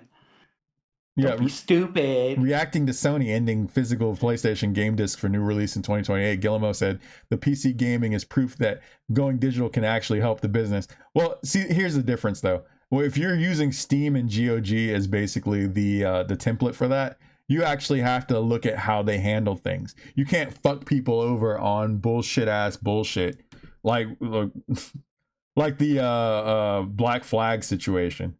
You can't just sit there and caboodle somebody into basically accepting a full price game in the $70 to $80 range with another $120 worth of content. You can? You can, but don't think it's going to play out. And they got Tencent up their ass now. They're being puppeteered by Tencent at this point. No, really? Say it ain't so, Luke. Say it ain't so. You're trying to say all this shit to be barely saved by the Chi-Coms. They're the only thing that's holding your fucking ratty ass company together. I don't like that, Spiracy. I don't like that at all. Oh, just off of the fact that the last couple of the business decisions you made were disastrous for your fucking company. Oh, making a Yasuke game with the fucking like Chinese ninja in your Japanese game. It didn't work out very well. Go figure. Who would have thought that? Wonderful. Spiracy, I don't like where you're going with that. I need you to stop that. I'm a very angry man. I'm moving on angry time right now. I'm sorry. Angry inward time, sir? Can you stop that, please? It's Real Negro Hours out here. Yeah, it really is out here. But that's not the point, right? The point is, I'm of the opinion that you are dealing with the worst people humanly possible. Just saying. I'm just saying. You can take me for however you want to take me, but these are the worst people humanly possible. Yep. He also said that he doesn't think getting rid of discs will have much of an impact on consoles. I don't think the end of discs will disturb the industry that much. We'll see. Well, we will see. We will see, won't we? Because I feel like if this comes to pass and something happens to where, we got hacked and now people can't play these games, or there's something that happens to where like now half of the people that purchase these games don't have access to these games for whatever reason. Once the cracks start forming in this fucking like supposed ironclad argument, you're going to see a lot of people moving in certain ways that aren't going to really help. And you're going to see the Guillemot family fucking fight over the crumbs of their fucking company. I mean, aren't they already? Like, isn't the son trying to take his shit? Yeah, even more so than what they had. Yes. Well, this is true. Yeah, it won't disturb the people who don't or can't think beyond the moment. Well, it's very sub-Saharan African thinking. Like I can't think anywhere past like 10 minutes from now. The future's not promised to us. Yeah, we have to live in the moment. Futures, isn't he a rapper? Like, what the fuck? What the fuck you mean? This belongs to the streets. Yeah, man. I don't like where you went with that. I don't like that at all. But no, this is the point that we were trying to make from the jump. Like, these people are so quick to jump on this idea that like you just have to accept it and take it. That way, they don't have any numbers that they can really put out, and the platform decides the numbers. Because you remember when the Yasuke game came out, we didn't know what the shake was because we couldn't go off physical sales because they pushed it so hard on the fucking digital platforms, remember? It's players. No, and that's the whole point. It's like, if I could fudge the numbers by pointing out the amount of players that exist instead of actually pointing out the sales figures. Because that's what the same thing they did with Yote. Like, they hid the sales figures for as long as possible until they couldn't anymore. Once the final numbers got shaked out, because again, you have to understand, we are the shareholders, and we're being treated as such. You know how we know that? We get the information last minute and third party that we've been fucked in the ass. Well, That's how. once they get their net profit out of the way, that's when they'll start putting out that information. They have to keep the lie going for as long as possible, which is why you see, over 1 million players, over 1 million, like, whatever. And then they'll finally get along to, like, once they get the hype over there, once their influencers that they bought out basically finish gaslighting the people into thinking that they should hop on the train and buy this thing because FOMO or whatever. Then once they get their cut, then they're like, oh yeah, we only sold like 2 million copies. Yeah, it is what it is, player. Thanks for the money, though. Yeah, thanks, sucker. Like, I mean, that's literally what they're telling you. Because I do remember people trying to gaslight the shit out of people about Yote's sales and about Assassin's Creed Shadows sales, only to find out that these are low performing things, and they actually contributed to, in the case of like Shadows, contributed to Ubisoft getting like fucking bailed out by Tencent. Bootstrap belt, you're a liar, and you will spend an eternity on this shit. Yes, absolutely. Drown Absolutely. Drown this nigga in baby oil. Absolutely. So let's get to I didn't mean to do 2 elites back to back and then 2 like wholesale assholes like just afterwards, but here we are. No. We have to have a balance. It's fine. That's fine. So let's talk about Blackleg Sanji over here. Jesus Christ. This will ruffle some feathers, but I'm being real with y'all. I choose to live in reality, not the fantasy these internet echo chambers tend to create as you exist in an echo chamber. The nigga that mentioned in the echo chamber that lives in the echo chamber telling you don't live in an echo chamber, but continue. Nigga shouting at himself loud and shit. The no disc, no buy movement is going to ultimately fail. And I think a lot of you know that deep down. It's become painfully clear that they're not changing course. Not this time. Past examples have given people false belief that if they kick up enough dust, they will cave, especially when it comes to Xbox, since they flip-flop on things like a fish out of water. This feels a lot different, and I know a lot of you see that. So if you're confident in your words, you wouldn't have to like try to convince everybody else to believe the bullshit you're pushing. I think that's a big part of it. When you look at things like this, and I'm doing this mainly when I do things like this, and I do videos like this, and I'm doing this to show you the types of tactics that people use in these situations. They will try to convince you that they're right and try to like kind of cheerlead you into their thought process. I think there's a part here that I really want to talk about. Let me skip a little bit down. Okay. Keep up the community notes. Keep bombarding their tweets. Keep dunking on fanboys. Keep up posting your cases and collections. Those of you that haven't bought a PlayStation game since the 7th gen, keep it up. Do whatever you need to make yourselves feel better. You don't have to love it, but if you bought enough tangible amount of digital games, you've contributed to it. I know I have. The truth is, the truth can be ugly. Mm-hmm. If the one continent that gave a damn about consumer protection, Europe isn't going to do anything about it. Pack it up. It's done. This nigga's black, right? Yeah. How the fuck can you be black and still walk yourself willingly into slavery? Because some people... Sorry, I have to say it. Yeah, this dude's black. Malik Leoba looking ass nigga. But that's the thing. Somebody made a statement. Hey, whoa. Go back to that profile, my nigga. Somebody made a statement, and they said that some people were just hardwired for slavery. And with every fucking passing day, I'm starting to like look at that and say, you might be onto something here. Father of 3, 40, Army vet. Oh, so you take orders like a motherfucker. Yeah, that's what you're gonna say. That nigga is not built to have original thoughts of his own. Yeah, you move like grunts. Listen, I was military too, but I at least learned, hey, don't walk in front of the bullet just because someone told you to, stupid ass. It's like, damn.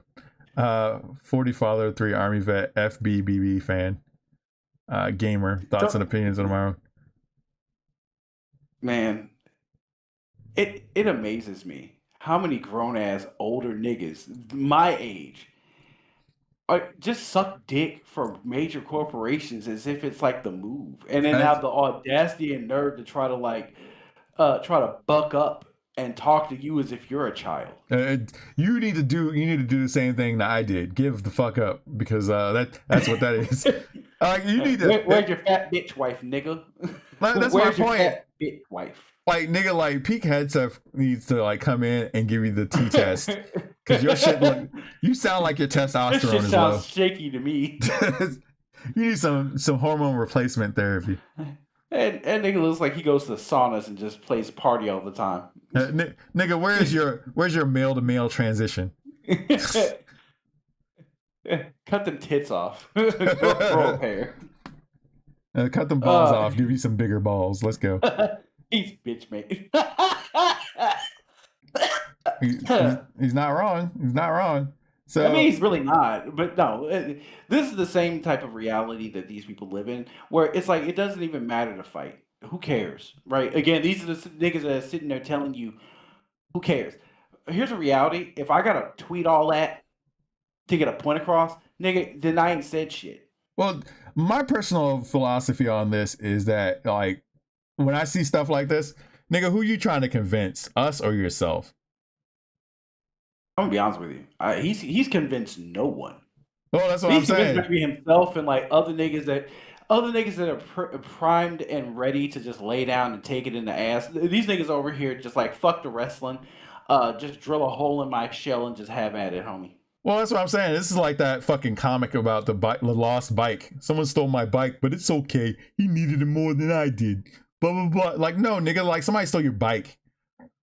You find that motherfucker and then like make him pay. You know what? This is that moment from like The Boys when it was still good. It's like, where's your balls? Where's your fucking rage? Like, why are we just like laying down for this? Because that's how society made people. Like, these niggas have been beaten down so goddamn bad that they think that the only way to move is to continue lay on the ground with your asshole up in the air. Well, I mean, I'd rather die on my feet than throw it back on my knees. You know what I'm saying? You should shock yourself now. I'm just saying, like, I would rather a bloody death with the people that dissented and at least push back against the status quo than accept it and be chattel. Well, that's the point. It's like, where are your fucking balls? Why are you just sitting down, laying down, and accepting this shit? Why are you see? And this is the thing. It's like somebody breaking into your house and fucking your shit up, and you just sit there and let it happen. Like, your family's being terrorized, your wife is being like molested, all this other shit. This nigga sound like XQC. Well, we're all here. Like, why does it matter who goes down to check the door? If you don't get your bitch ass down there and check that damn door, get that. If you hear a baseball bump bat in your house, if I hear a bump in the house and you and your wife are upstairs, who's going downstairs? Why can't she go down there? I'm sorry. Really, nigga? Niggas getting double leg drop kicked. Like, man, if you don't go down there and show some balls. Siri, play "Come On, Eileen," and change the lighting to I need that bisexual lighting to kick on. I was gonna say the "You Done Fucked Up" protocol. Honey, tap my shoulder. Everything's going, even the dog. Everybody's dying, no lying. Now I gotta pull up. Nigga, you don't even have to ask. All I have to tell my girl is tap my shoulder. What's that do? It activates the problem. Now I gotta pull up. Everybody dying, me included. I ain't going to jail. Yeah, it'd be like that. Like, I might have to take a tour in Europe after what I do in this house. Some French women are needing some men. They need some men over there with some testosterone and balls, just traveling all over the world like the Equalizer. And I've seen more. I see more people say what you just said, Struggler. I'd rather live in the waste than be a cum rag for corporal bullshit. Like motherfuckers are like, I'd rather this whole motherfucker burn down than like live in this fucking dystopia. And that's the point. It's like, why are we putting ourselves through this shit? Or why are we allowing this shit? Why are you letting them get away with it when you have the power in the relationship? You're the one with the money. Like without your money, I don't care how much investment money they get from BlackRock. I don't care how much investment money they get from like any of these investors that work with them. They still have to turn a profit to survive. And if you're allowing this shit, you're basically sleepwalking yourself into slavery at this point. Well, they're used to being slaves. That's the problem. Yeah, I have the biggest issue with people that have the audacity and fucking nerve to sit here and tell me that fighting back is wrong.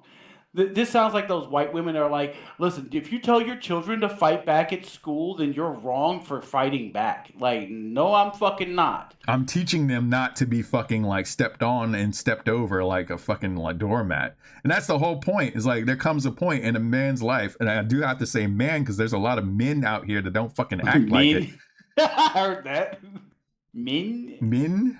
A lot of men here. But there's a lot of men that exist out here that don't fucking act like men, or they got so beaten down by a bunch of fucking like gangly ass lesbrarians that are over here like coming out and telling you as a man you need to like not be an ally. Come on, step up. Yes, be an ally, be this and be that. Like, yes, you have these gangly ass ghoulish looking lesbrarians, a lesbian librarian looking motherfuckers coming out here and just telling you that you need to fucking tone yourself down and not be a man, and you have to basically like move out of the way and let other people do shit.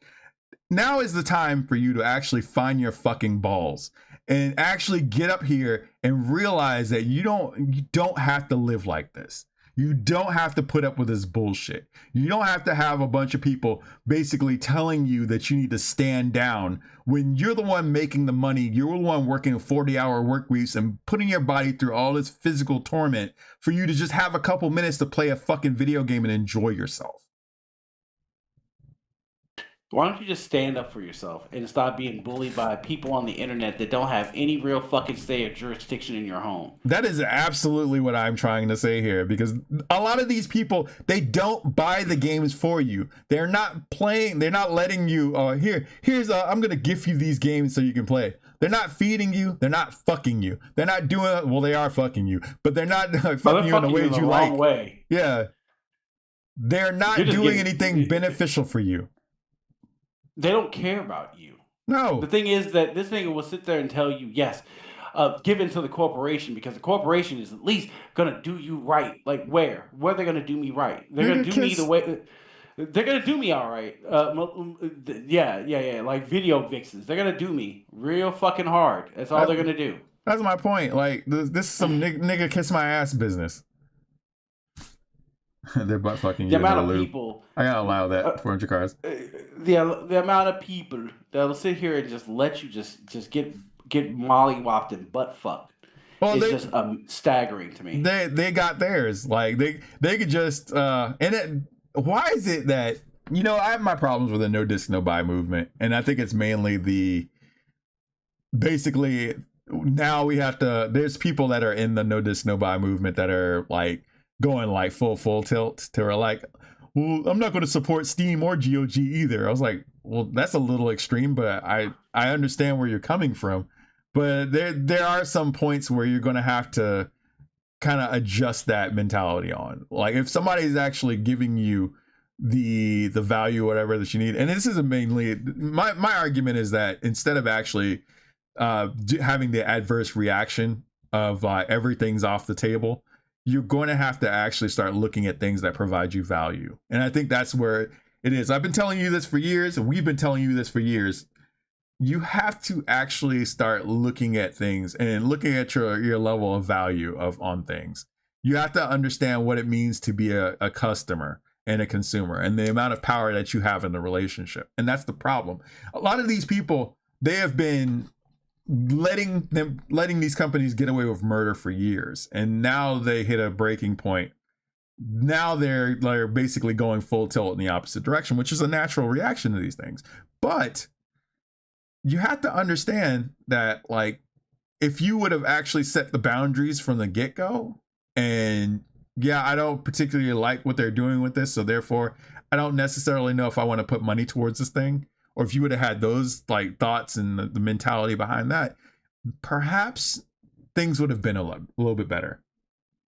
But since we are in this situation, and since we are basically kind of suffering through some shit, I understand the mentality. I understand where we're going. It's just we could have played this a lot differently. This outcome could have been way different. But it's just a matter of holding the line, and like really from the get-go, you have to understand your value as somebody that's actually paying money to these people. At the end of the day, this is all entertainment. Like entertainment, especially during hard times. Like I don't have to spend money on shit. If I gotta pay for stuff, like I gotta get my AC fixed. That's a lot of fucking money right off the bat. I just finished going through some shit where I was like, oh yeah, my escrow is a little low. I gotta pay off my escrow. So to have that happen and have the AC fucking bust on, that's tough. Bust on? What do you mean by this? Well, it's broken. It is what it is. It's like I'm sitting here in the heat, and this is the other reason why I'm fucking mad. But this nigga's balls are sweaty. This nigga's mad as hell. But that's the point, though. It's like you have to understand your value. You have to know what your value is, and you have to know that at the end of the day, you're the one busting your ass to put out money for your own entertainment. When times get tough, the first thing that goes is entertainment. And right now, with gas prices being what they are, with prices of everything being what they are, you can't even eat fucking things with lettuce in it because you might shit yourself to death. Like, there's a whole bunch of things that are going on right now. Only to have a motherfucker tell you that, oh no, we don't believe in physical discs anymore, despite the fact that normally any normal company with a generalized intelligence would tell you that multiple revenue streams are very important for a company's like long-term health. Like for them to basically cut off a revenue stream just because they want to go all full tilt and they basically think that this is the future. And Sony has this habit of chasing bleeding edge technology to their own detriment. Well, see, that's the thing. Like Shuhei Yoshida, he understood that, like, yes, having bleeding edge tech is great, but you have to understand that, like, sometimes you have to have a balance of like what's available to you and like keep it realistic. Well, you gotta wait and see how it plays out. That's why they don't listen to Shuhei Yoshida no more. Well, yeah, you gotta wait and see how it plays out because yes, AI was the future too, and that's the reason why you got the tech crunch right now. Even though a lot of these AI companies have either fallen short or like OpenAI was going through or whatever, a whole bunch of people dropped out on that deal for those data centers or whatever. So. Let me read the chat real quick. It's like Uncle Iro says, you have to find out what you want, not what others want from you. Well, here's the thing. They know what they're trying to do to you. They just don't know that what these companies are going to do to you. They feel as though because the corporation says it, it's inevitable. It's just going to happen, and you just have to just take it. Well, yes. Yeah, that was the Project 2030 where you'll own nothing and be happy. So they just look at that dystopia looming off in the distance, and instead of like trying to fight against it or to trying to like create circumstances where they don't have that, it's not going to be a thing that happens. They're just blackpilling themselves into complacency. Just accept it, bro. Can't you just like let it happen? Like, no, I don't have to. I can fight back. I can say no. But you have no power. You can always just say no. You have the power to say no. This isn't a graping. You have the ability to just man up and say fucking no. Fuck you, no. Well, it's not like we didn't go through like multiple consumer revolts in the past 13 years. The biggest one being Gamergate. The Bud Light situation was the biggest recent one where motherfuckers had like got to the point where they were just done, and now Bud Light had to go and did they get Shane Was that when they got Shane to basically, or was it covering Bud Light or whatever? Now it's like a whole bunch of inappropriate jokes and shit in the commercials. We went right back to the thing that was popular 30 years ago. Well, they tried to pivot backwards because they saw that they were winning no awards and no one was taking them seriously. And they realized a long time ago, hey, we can't do anything because these people will not let us. And the progressives aren't paying for our product. So why are we pandering to these people in the first fucking place? I gotta go take a leak, so I'm gonna leave you with your homeboy here. Oh, Jesus Christ. Let me read this little fuck nuggets quotable. So this is from Wolverine PS5. If the name doesn't give it away, this man sucks Sony's cock so hard. Their eyes roll in the back of their head as they think about money signs like Scrooge McDuck. Big disc activists are the epitome of Dunning-Kruger effect. Can't read charts worth a damn, but speak with utmost confidence. PSA for all the plastic priests. The 85% of PlayStation game sales are digital number doesn't include DLC. Once you factor in MTX, the quarter where Sony reported 85% digital game sales jumped to 97.2% total digital revenue. This nigga spoke with an emoji. You can't be taken seriously, but continuing on. Disc diddlers also keep bringing up how many games like indie titles don't have physical versions. Okay, Circana has you covered there. This nigga clings to Circana like the Bible. Right? Doesn't realize the niggas that wrote it are the same niggas that sold him on this bullshit. But let's continue. They've been tracking physical spending in the U.S. for years, and it shows a total decline even without digital factored into the equation. What the fuck are you talking about? You just said 3 paragraphs worth of fucking nothing. Man, listen, this is over here just...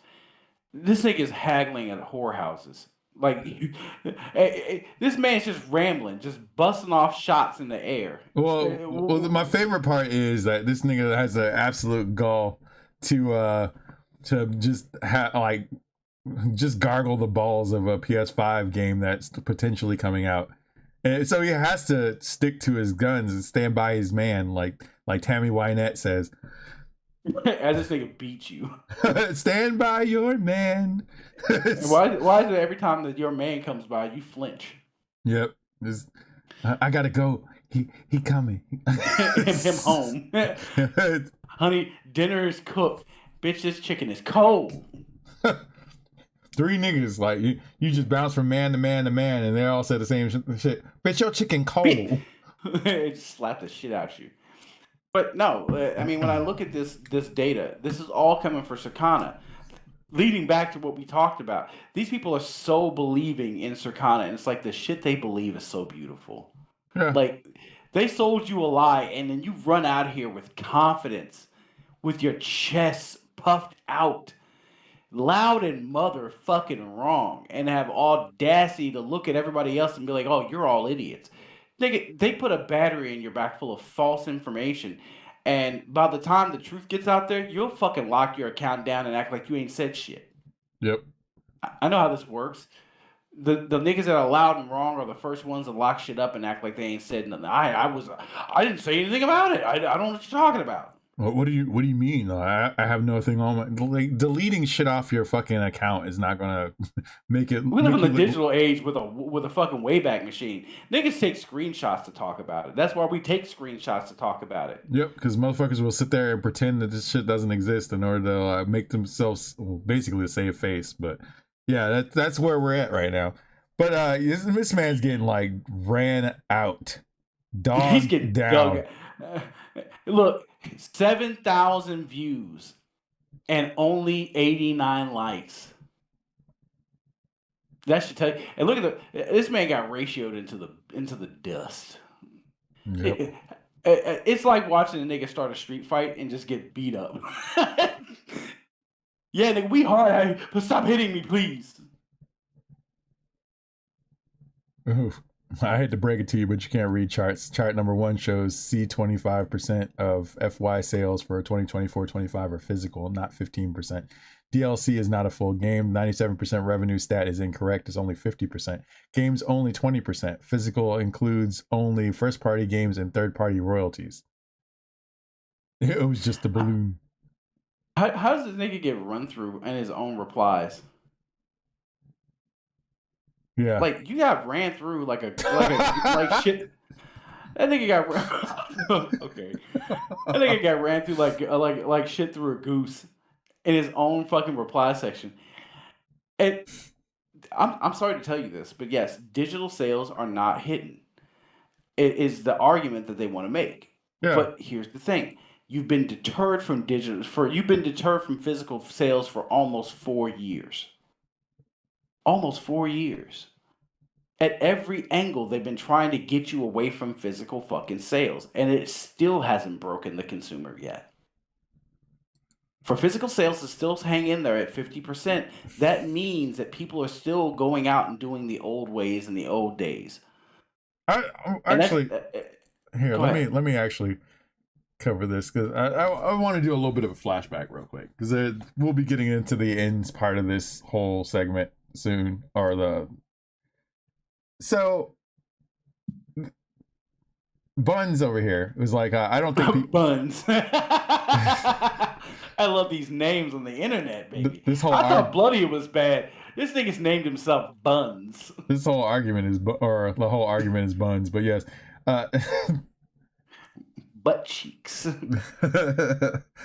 So I don't think folks really remember how much the X-Bones promoted DRM policy to limit physical games being freely shared was the final PR nail in the coffin that killed all of the Xbox 360 momentum at the time.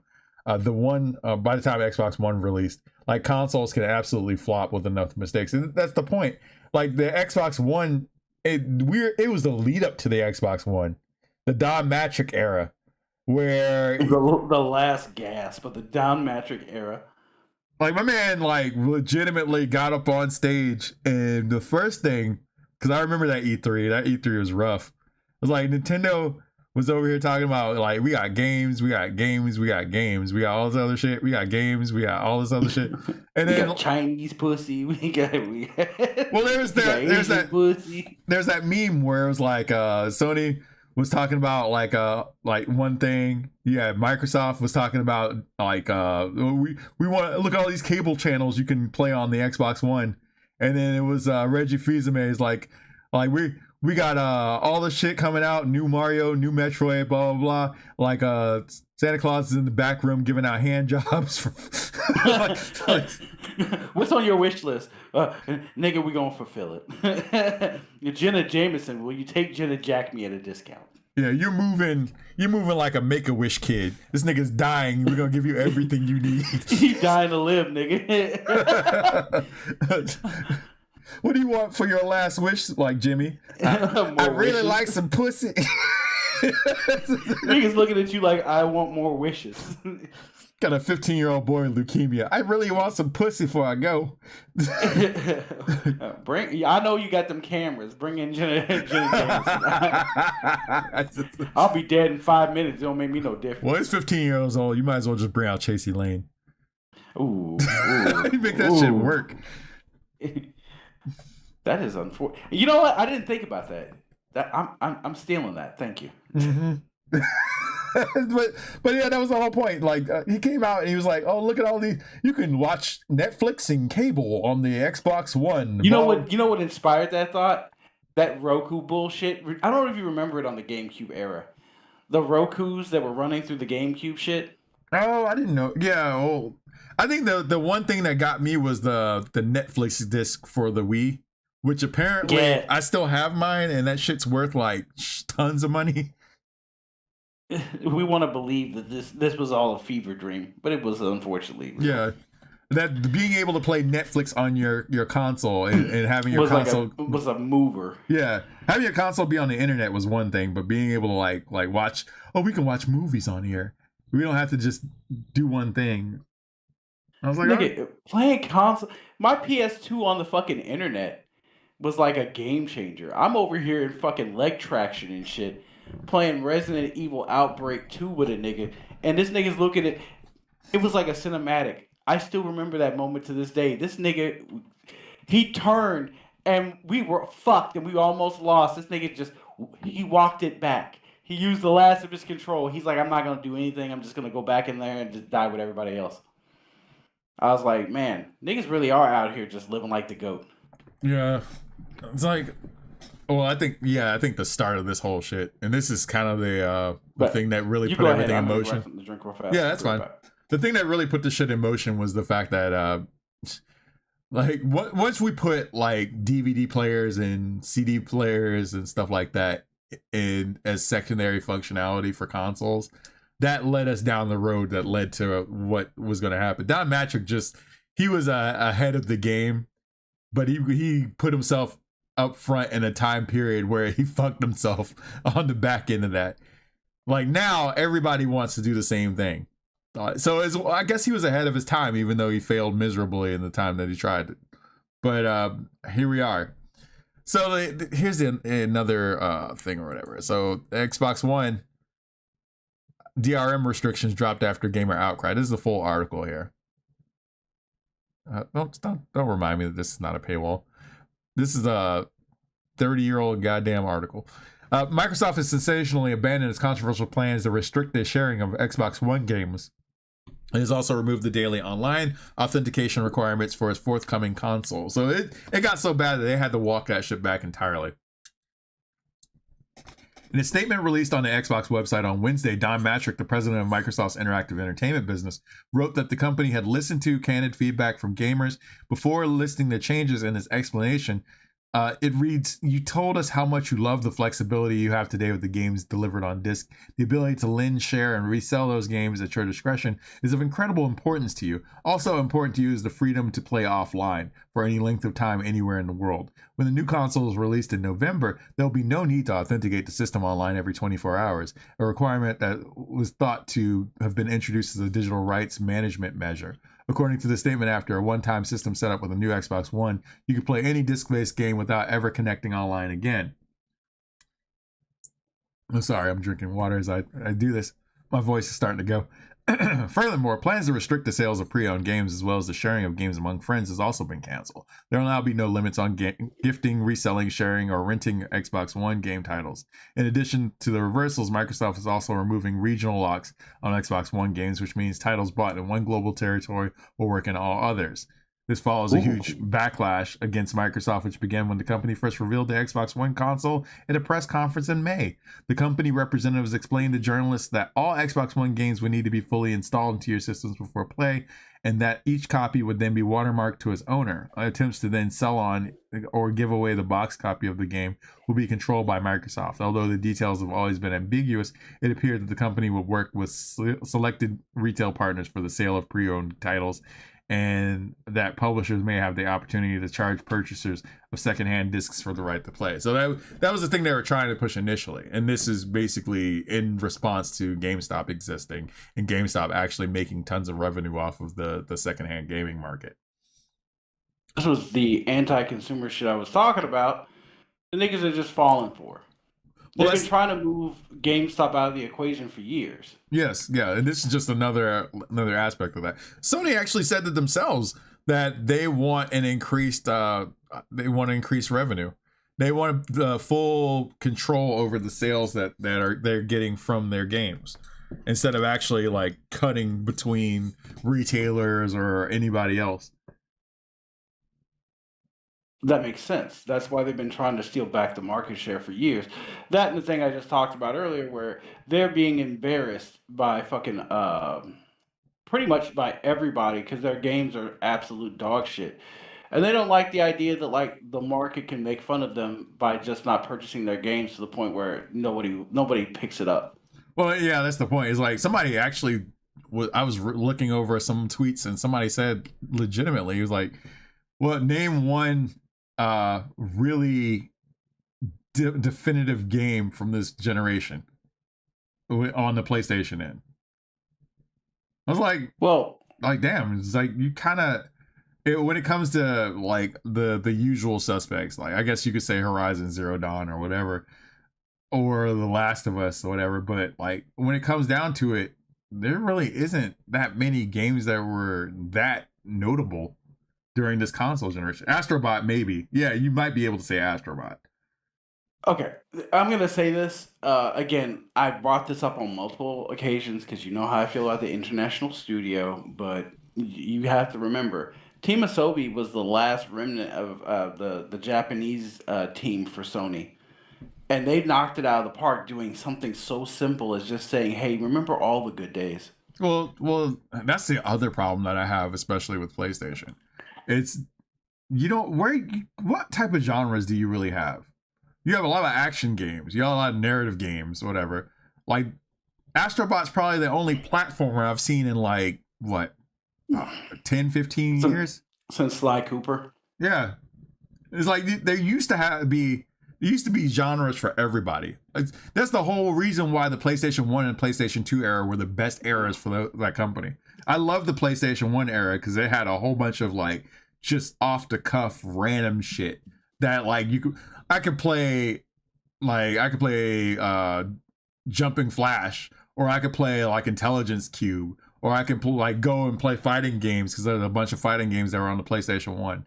And you had choices. It feels like as we went along, especially after the PlayStation 2 era. Like at the beginning of the PlayStation 3 era, there was nothing until like they really started ramping up those games. But the PlayStation 3 era for me was like the last time where I felt like I had choices or multiple options there. Well, they took it away from you because they wanted to just go multiplat because it's a cheaper investment to never have to do development on anything that's going to be worth a shit. No, that was the Sony way for almost 10 since the PS3 era. Yeah, we don't really want to invest in our games. I think Otaku's right. Like the member berries generation is wild. Oh, I love them. They're my little retardo babies. They remind me so much that like member berries can just literally like carry your entire console. Remember a time when things were like really, really good? It's like being in a gaslighting relationship. Do you remember a time when like I loved you and I treated you like a person in this relationship? Yeah, I remember that too. Yeah, you stuck with each other when times were good, and now times haven't been good in a long time. But motherfuckers don't want to be alone. Remember when we used to go to the beach? Bitch, you hate the beach now. Motherfuckers don't want to be alone, and so they're there. Yeah, basically, you'll stay in the worst situation humanly possible just to keep yourself from like being alone and having to deal with the sound of like nothing. You got to start over with a new person, but you don't want to deal with that shit. Niggas listening to the fridge hum and getting sad. I understand. I get it. Like I've been married for 10 years and like things are going great in our relationship. And I do realize too, though, if anything goes bad or goes south, motherfucker, I'm done. I'll be alone. That's fine. I can live with it. But gay. Anyway. I get it. Waste my life for new pussy? Nah. Listen. You don't even know what you're getting into. Like, okay, hey, this person might be great for me, but they might turn around and fucking leave my shit. Yeah, I mean, new pussy. What did Chris Rock tell you? New pussy can't read. Like new pussy can't cook. You know what could fix that? Creating new good times. Well, that's the whole point. Like everybody knows how to get into a relationship. Not a lot of people know how to maintain a relationship. Yeah. Everything starts off really fantastic, and then all of a sudden, niggas got to figure out. Oh yeah, so we gotta actually like each other. Yeah. Beyond jumping into bed for the first time. Well, the honeymoon period, like that's 3 months of good times, and then once you realize you don't like the fact that like this bitch is leaving hairs all over your sink and makeup all over the place, that's when things go south. Yeah, you got to deal with the real person behind all that shit. You got to just like figure that out. Well, yeah, you can even the bad stuff. That's usually why you live with somebody before you get married.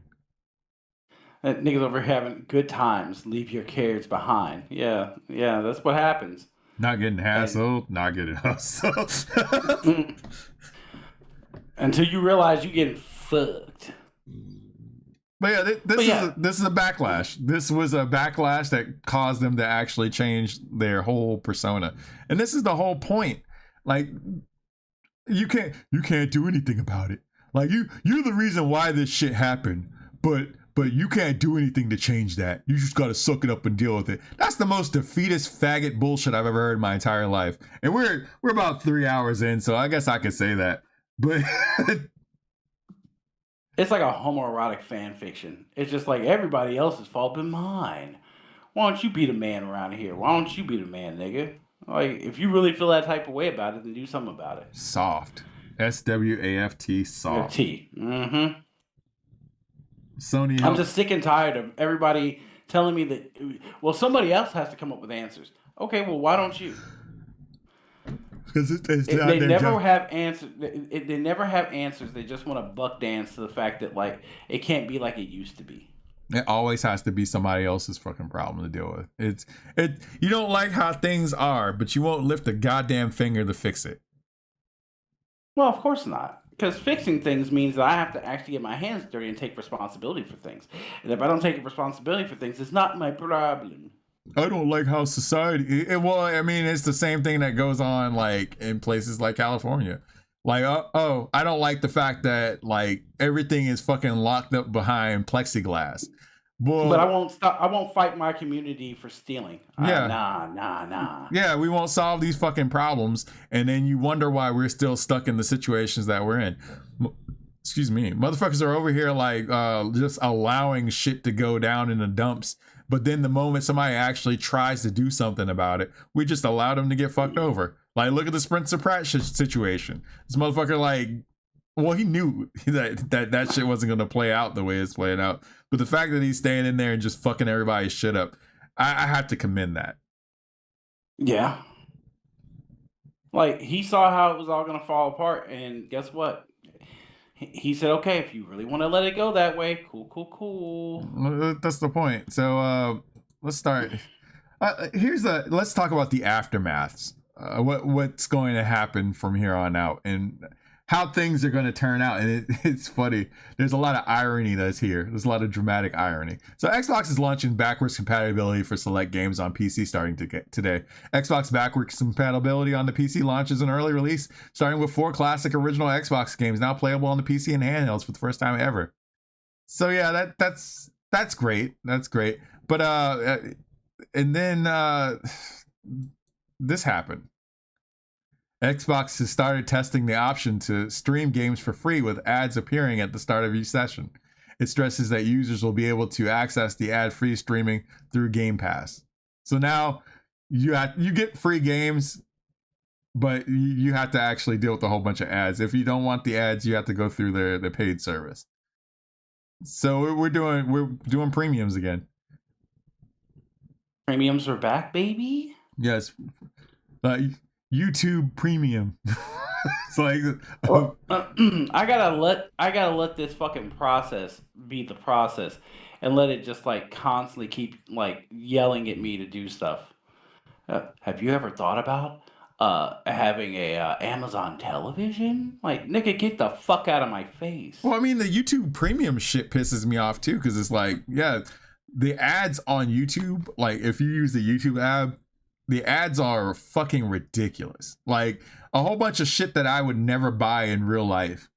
It's look, you are over 40? Here's all these Blue Chew commercials. Fuck you, nigga. My dick still works. like what's wrong with your pee-pee, nigga? What do you mean? Yeah, it's like don't make me climb over here. Don't make me pull an Iranian YouTuber and find your headquarters. Like, niggas doing weird erotic dances in front of your building with a gun. That shit's weird, brother. Like, but that's the thing is like you're getting hit with all these ads, and then they turn around and try to tell you like, oh, if you pay monthly, then you will have less ads, but you still get ads regardless. And so it's the same shit. It's like it's getting to a point where it's pretty much going to be untenable, and the bottom will drop out of just about everything if you keep playing this, and this is exactly how the 1983 fucking crash started. Yeah. They try to commodify everything, try to tie it all together, try to make as much money off of everything as humanly possible, and just could not stop. Is this for the cloud gaming or all of Xbox? Well, let's take a look at that real quick. Yeah, let's jump into it. So at the moment, players are only able to stream Xbox games through cloud gaming if they have an Xbox Game Pass subscription. The higher the Xbox Game Pass tier they have, the shorter the wait time to connect, and the higher the quality is streamed. Now, as reported on the Xbox Wire blog, insiders are able to test an ad-supported way to stream games they own for a limited time. According to Xbox, ads will play before game sessions start, but not during gameplay to ensure the core game experience is unchanged. Sessions will be limited to 1 hour in length. It also stresses that the method is optional and players can choose other ways to play their games, such as paid cloud streaming through Game Pass or downloading their games and playing them locally at any time. Xbox says it will stand by the following 5 rules when using ad-supported services. We start with the player and should always create value, or ads should always create value. We do not interrupt the flow of gameplay. We do not hold ads to the same quality bar as our content. We're clear about what's advertising and we make sure that ads fit what the player expects on each platform. Advertising has existed in gaming for decades, from game placements to, or in-game placements to free ad play models. Xbox said on its official blog, but it hasn't been always built with the player in mind. I do remember, I think it was it basically Tecmo Bowl? And it might have been like Bad News Baseball too, because I think that's a Tecmo game, where they had Ninja Gaiden like fucking billboards in the in-game. Yeah. Well, that's fine. Like, I like that kind of thing because it's a deeper immersion into your universe. You know what I'm saying? Yeah, like, it's the shared universe thing. Yeah. Since I don't use cloud gaming, I don't care much. It's just an hour sounds awful, but it's better for mobile gaming. Well, that's kind of the point. It's like I think the only experience that I really like is using the Steam Deck, because I have full control over what I can use the Steam Deck for. Mainly also, like, the emulation abilities of the Steam Deck is fucking ridiculous. But that's one particular thing. Everybody's going to be different. Well, and you would imagine that, because was it the ROG Allies units or whatever? ROG Ally. You would imagine that those would have been better gateways to use for the streaming service stuff or whatever. But hey, nigga mentioned the ROG Ally. I mean, Xbox made dedicated ROG Allies for their new service or the new setup, and I haven't heard shit about them. You know what? The last time I heard a nigga talk about the ROG Ally, it was a certain person that we both know. Yeah. Yeah, I haven't heard shit about that dedicated That's like Xbox handheld. You know, like, okay. That shit came and went, and like motherfucker come and went. That shit looked at you and just blinked and disappeared. $1,000 ass like handheld. We really out here in the streets doing what? What exactly are you doing per se? Down on the corner, out here in the street, huh? Oof. So, yeah. So now that that's gone on, we come to today, or earlier today, because it's tomorrow now. But Xbox Online services are down. Thousands of users can't play their games due to this. So yeah, listen, man. Yeah, digital is the future, though, and that's pretty much the end of where like we could stop the podcast right here, because that's the logical conclusion. This is going to happen often, not all the time, but at least once or twice a year. You're going to have outages. You're going to have like things where your failures, crashes, everything pretty much. A lot of stuff were down today. Yeah, but that's how it is. Like a bank your family uses. Well, that's my point. Is like Walmart. I think Target went down one day, and people were just coming into Walmart because Target's their registers were down. Like once something goes down, like it affects everything. So no one ever wants to talk about it though. But that's exactly what we're talking about. But like failure, yeah, JT's right. Failure is going to happen. Like there will be server crashes. There will be like weather events that happen that create situations where you might not have internet for a week, or you might not have power for like a couple of days. Like there's, like I was just talking about last episode, I lost power or lost internet for like about 4 or 5 days because my fiber line fucking snapped. Like it snapped, he says. That nigga sabotaged it so you didn't have to do show. I'm gonna take a vacation, looking ass. Motherfuckers probably just came in there and found out where I lived and pulled my shit out. A drop squad, nigga. Can't let this nigger have anything. I heard what you said about us. Walmart right now is discounting a lot of video games, including the bargain bin games. Well, they got rid of half of their fucking Switch section. Like the Walmart that I used to work at got rid of half their Switch section. They moved everything to glass case, and then just kind of left an entire side for like vinyl. I'm gonna tell you. You know why they put everything inside those glass cases? Niggas. Come in my home. But that's the whole point. It's like all these things go wrong. Like outages go wrong, or that's something that goes wrong.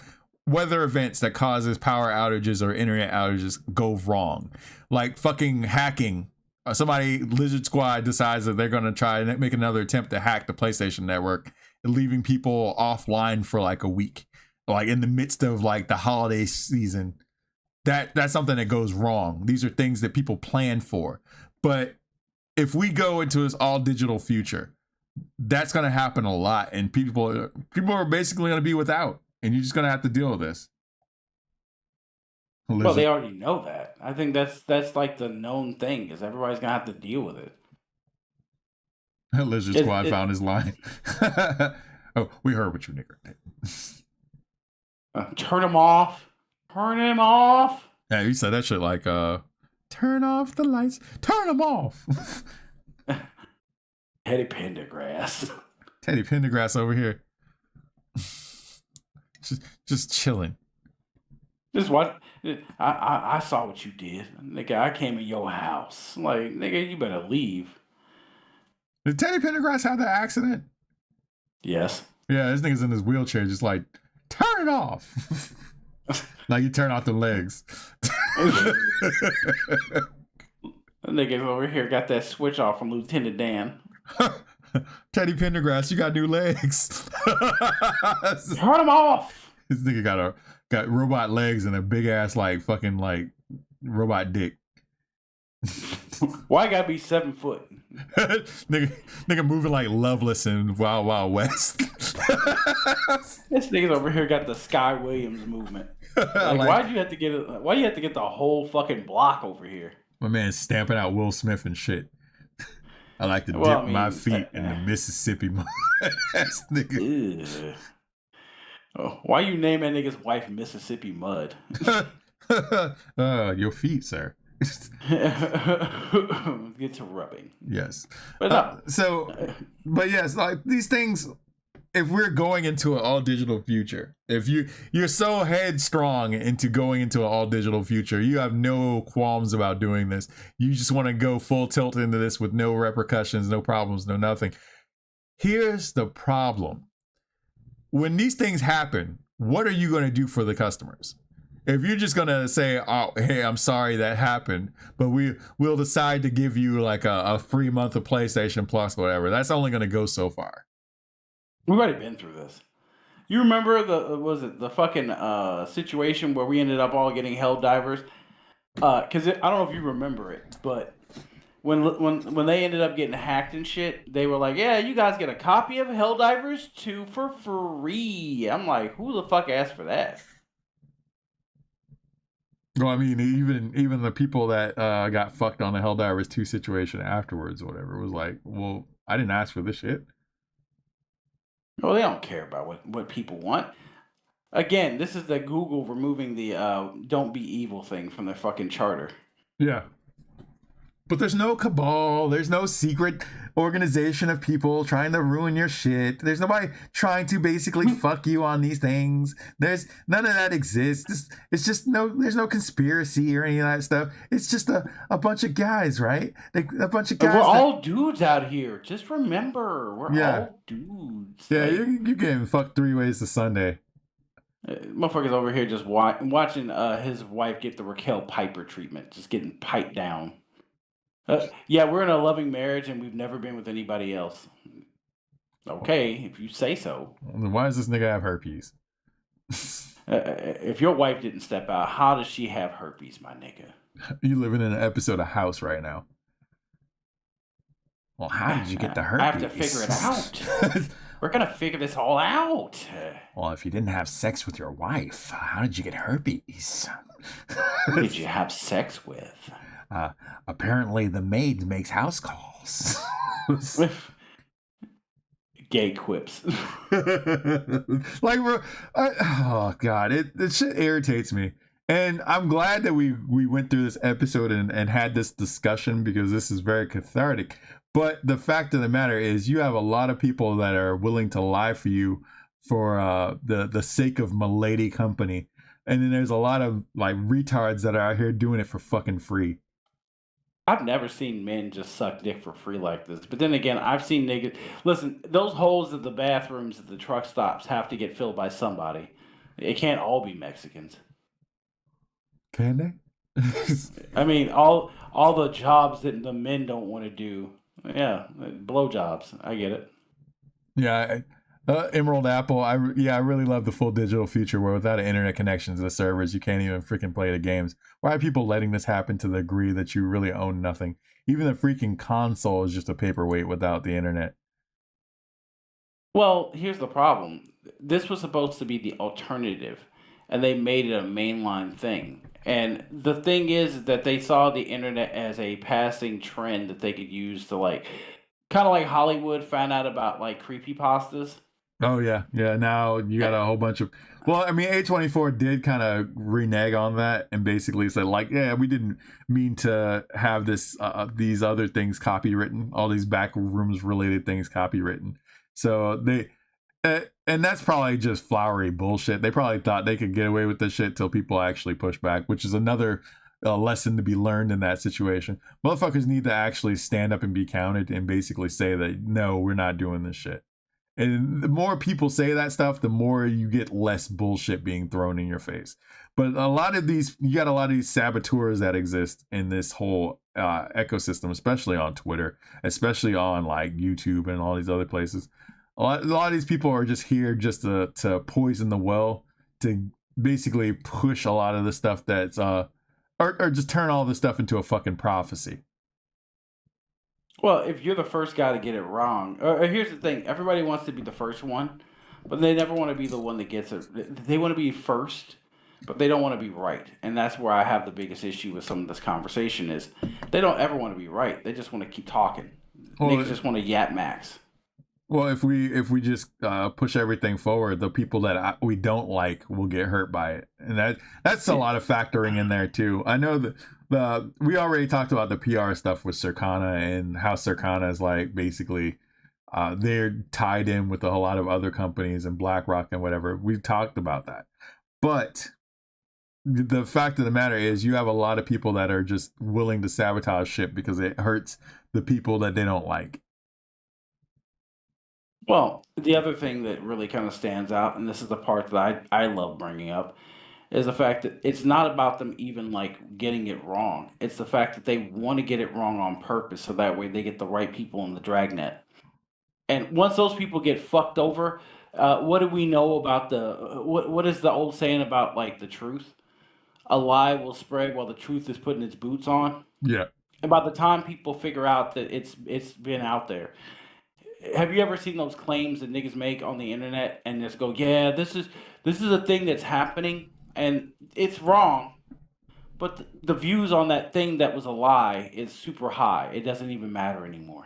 It doesn't matter. That's the whole point of the what is blood yapping about? What are you even talking about here? Like these are people that they know the argument's like fucking trash. It's Just call it what trash. it is. It's a bad argument. So it's better to plug your ears and pretend none of this shit's happening, or pretend to be fucking ignorant in order to completely like get people to like ignore what you're saying, or just move on to something else. Like, well, I saw that what was it? Is the Caitlin Clark shit where what's the other girl's name? The other Angel Reese. No, the blonde that was pointing at people. Oh yeah. Well, they said that she can't profit off of that meme. Yeah, they try to say that pointing is racist or whatever, which is fucking stupid. Like I've been pointed out by black women my whole life. The fuck are you talking about? If everything is racist, then I guess you better get your ass on to Africa and go live your life. Yeah. Last time I seen a nigga talk about moving to Africa, he had to put up an electric fence to keep niggas out. A 10-foot fence with electric barbed wire to keep the niggas out. Don't you worry none. Africa's the place of peace. Why you got that big ass electric fence, my guy? What's going on in there? You gotta worry about a nigga climbing your fence with machetes trying to take what's yours. Oh, you've heard about I figured it out. You heard about what is that? The fucking Liberia? Yeah, you saw what happened to Liberia. Them niggas were living until the 80s happened, and then every tribe around them came in there and took it. You got motherfuckers that are still there talking about things were so much better during apartheid. I was like, damn, bro. You don't have to live like this. You can be free. Like it got to the point where there was an Anthony Bourdain thing, like interview with the one of the dudes in Africa.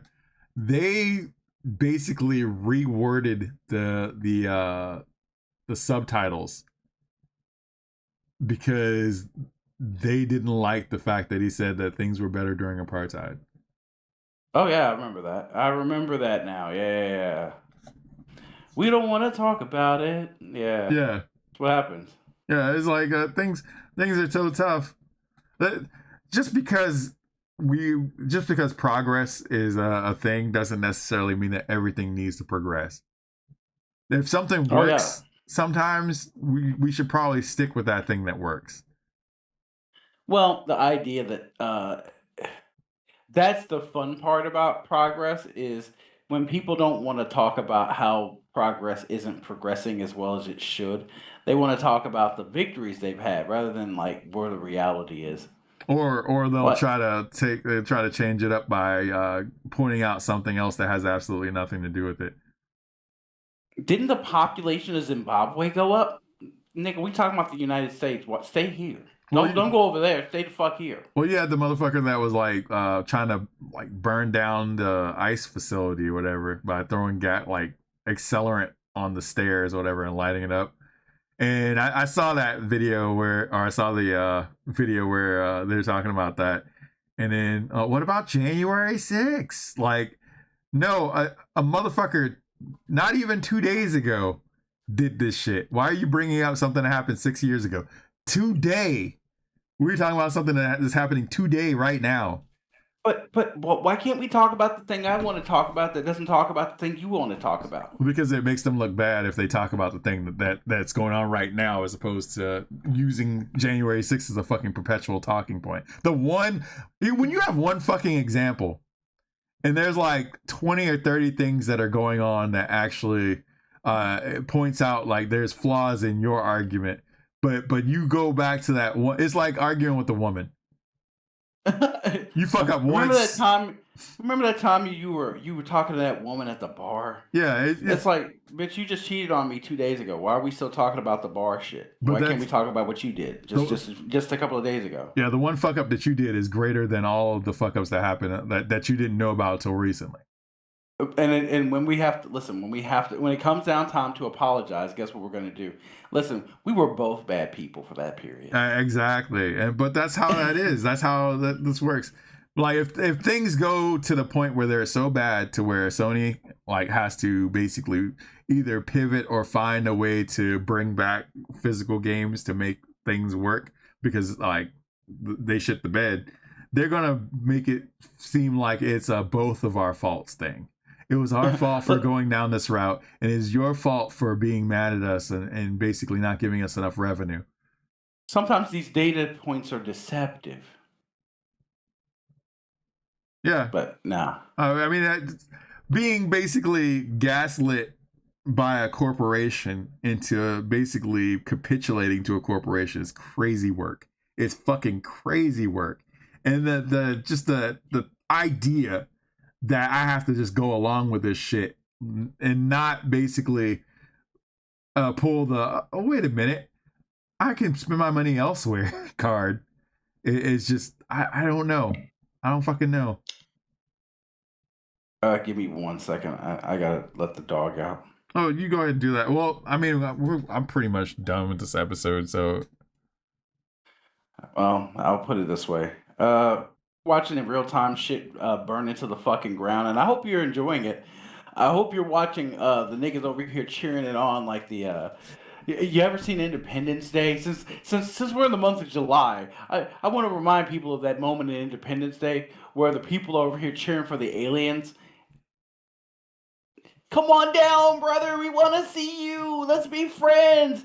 And them niggas put that laser on them. Yeah, you about to blow them all the fuck up. You about to get blasted. I don't think they want to be friendly, guys. Oh, you fucking think? There's always white women that are involved in like incidents where aliens turn around and fuck them up the ass. Well, there is no ass. That's your first mistake. You were vaporized. They turned you into cream corn. Fuck out of here. I agree. We should have looked at like Independence Day as a lesson about suicidal empathy, like way back in 1996. Really, it should have been. There are always people that are like, you know what? Listen, I know they're cannibals and rapists. Just gotta give them a chance. They're still but they're still people. We gotta give them a chance. What's happening to Susie behind that dumpster? They want to eat you, and they want to fuck you, and then eat you. Maybe not even in that order. Yeah, maybe in a different order. I don't know how they roll. They're freaky. Where's Susie at? Susie was the biggest advocate. That nigga's gnawing on her bones like Jimmy Barbecue. I don't know where Susie is. That sounds like an Eminem song. Where's Susan? Nigga's licking his fingers. I didn't mean for you to eat the whole bag. What? Oof. But what's up, Pat? But yeah, he caught us right at the end as we're getting ready to close shop down. Yeah, I mean that's what. But no, we appreciate you coming down. Yeah, we do appreciate everybody showing up. Thank you for joining us for this, and we will see you next boss fight. Take care. Have a great rest of your week. Okay, show's over. Get the fuck out. Bye. Look up in the sky, it's a bird, it's a plane. It's the funk doctor spot, on the train. So how did I get kiss the sky?